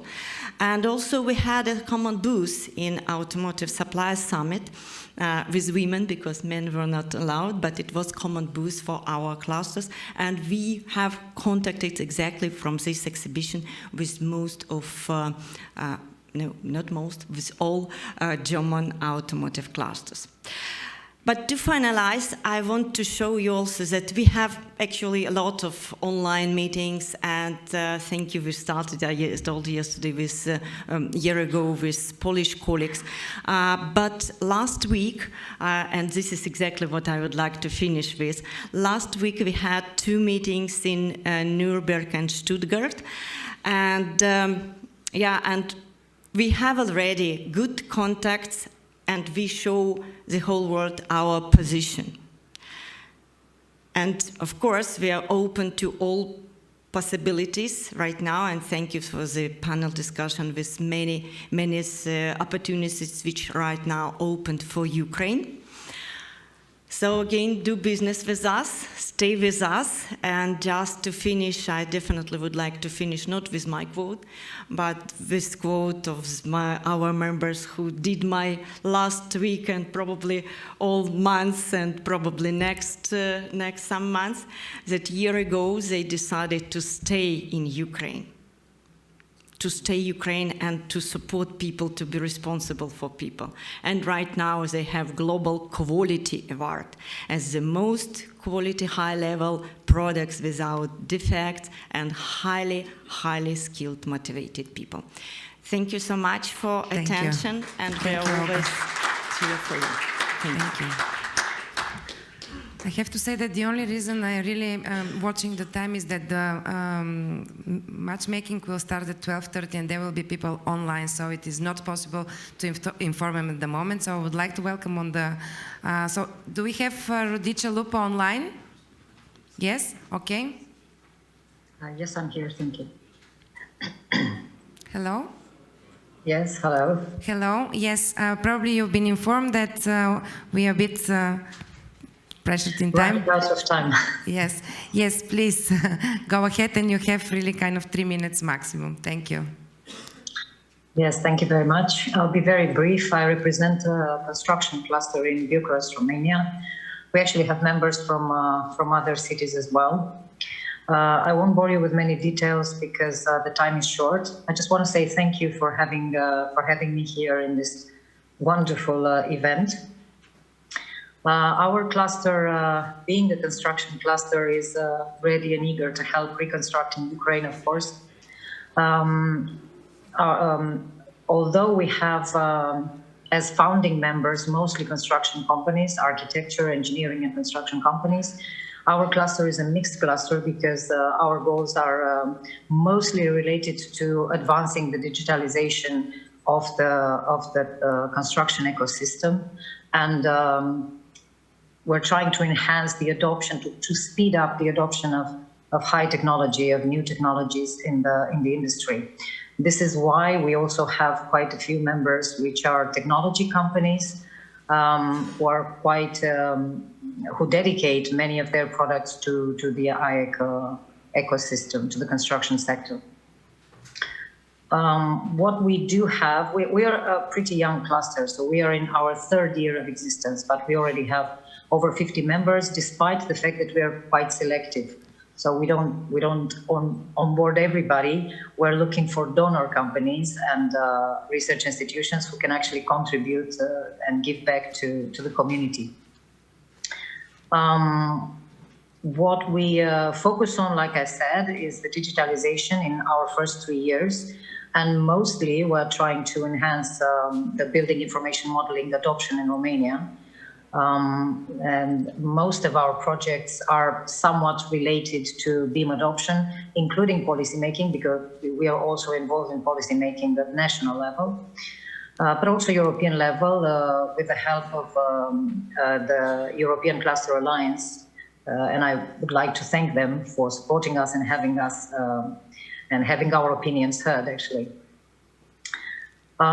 We are involved already in 3 European projects, including cascade funding types of projects. We're part of a Euro cluster, the AEC Euro cluster, together with 6 other with members from 6 other countries. Half of them are clusters as well, construction clusters from Europe. And we are also part of a European Digital Innovation Hub. And this is relevant because through this Digital Innovation Hub, which has been funded by the European Union, we can also help companies from other countries as well, including Ukraine. So we can offer support for digitalization of your construction Ukraine companies if that's necessary. What we're looking for, of course, we're looking to do business with cluster members from other countries. We are also looking for opportunities to be involved in projects and partners for projects in some areas, which I put on a slide. I'm not going to read through them because the time is short. I would like to say, though, that although I'm not present there, unfortunately, we do have there the president of our Cluster Alliance in Romania, Daniel Coșniță from Clustero. He's there with his team, so he's the best person that you can get in touch with if you want to do business in Romania, because he knows most of our clusters, including ourselves. So I'm pretty sure he will represent us well there as well. And on the other hand, I would like to put a bit of a light on our international conference, which is now at the 3rd edition. The InnoConstruct conference is a conference dedicated to the digitalization of the construction Radice, sector please and to conclude. innovation. Please conclude, because we are really pressed in time. Thank you. Okay, so this being said, we're welcoming you. We would be happy to welcome you in May, 18th, 19th May, in Bucharest for this international conference. Thank you very much, and glory to Ukraine. Thank you. Thank you so much. Thank you for being with us. Yes, please, Andrei, join us on the floor. Thank you, thank you. Good afternoon, everyone. Right now, I'll be talking mostly to those who look into expanding to Slovakia or to European market. And that's because, great innovations arise during times of crisis. All the ways of doing things get shaken, and opportunities to do things differently arise. And on the 24th of February of last year, such crisis occurred. Ukrainians started fleeing war, destruction, and everything that's been mentioned and seen. When they came to Slovakia, they came asking us as business consultants from BDO, I am a graphic designer. I want to start a self-employment.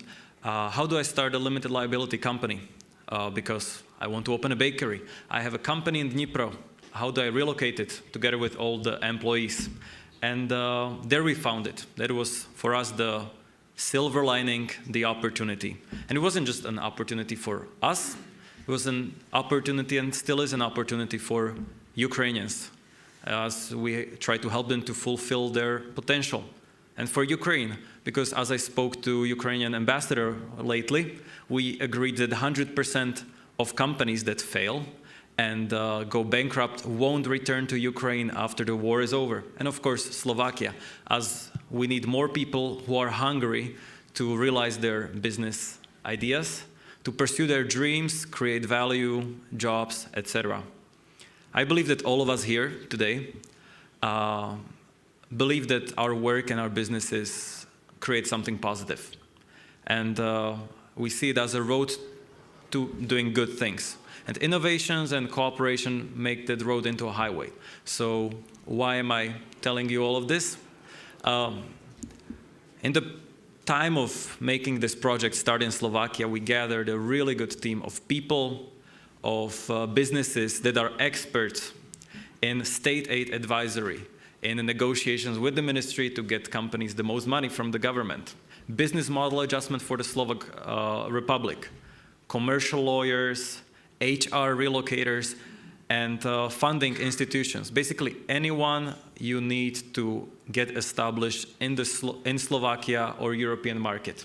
And the team is now up for you to serve your needs. So let's do what we oftentimes talk about doing, and that is to cooperate and do business together. And Slovakia is a good place to do your business, but it can be a great one if you know the right people, how they make it work. So if you're interested, hit me up. Let's exchange business card, and when it comes to it, don't fear to reach out to me or to us. Thank you very much. Thank you so much. Thank you. Right on time. Yes, perfect time. Yes, I would like to welcome Irina on the floor.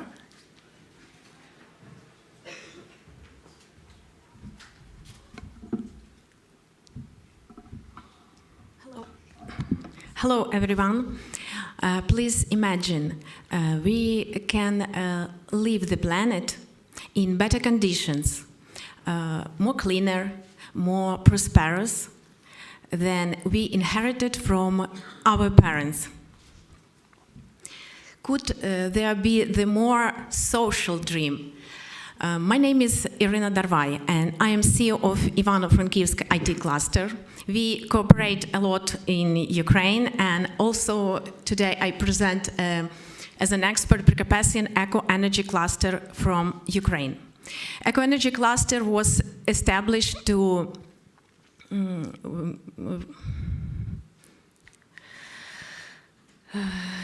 increase the efficiency of energy sources and to decrease the bad influence on the environment through the improving of cooperation between the science,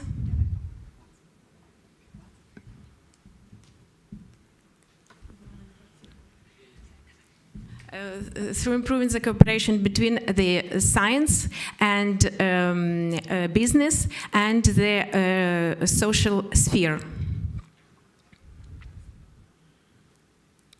PEAK organizes a lot of activities and events to share the knowledge about the green energy and about the wise consumption. Before the horrible war waged by Russia, using of renewable energy sources was like a nice to have, but after this war it will be the necessity.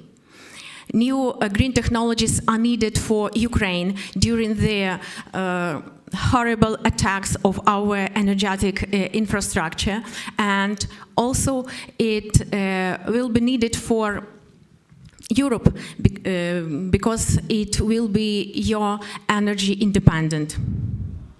That's why we are looking for partners in 3 areas: energy security and energy efficiency, hydrogen technologies, and second life batteries for balancing the electric grid. In particular, project number 1 is the storage and transport of hydrogen in liquid organic compounds.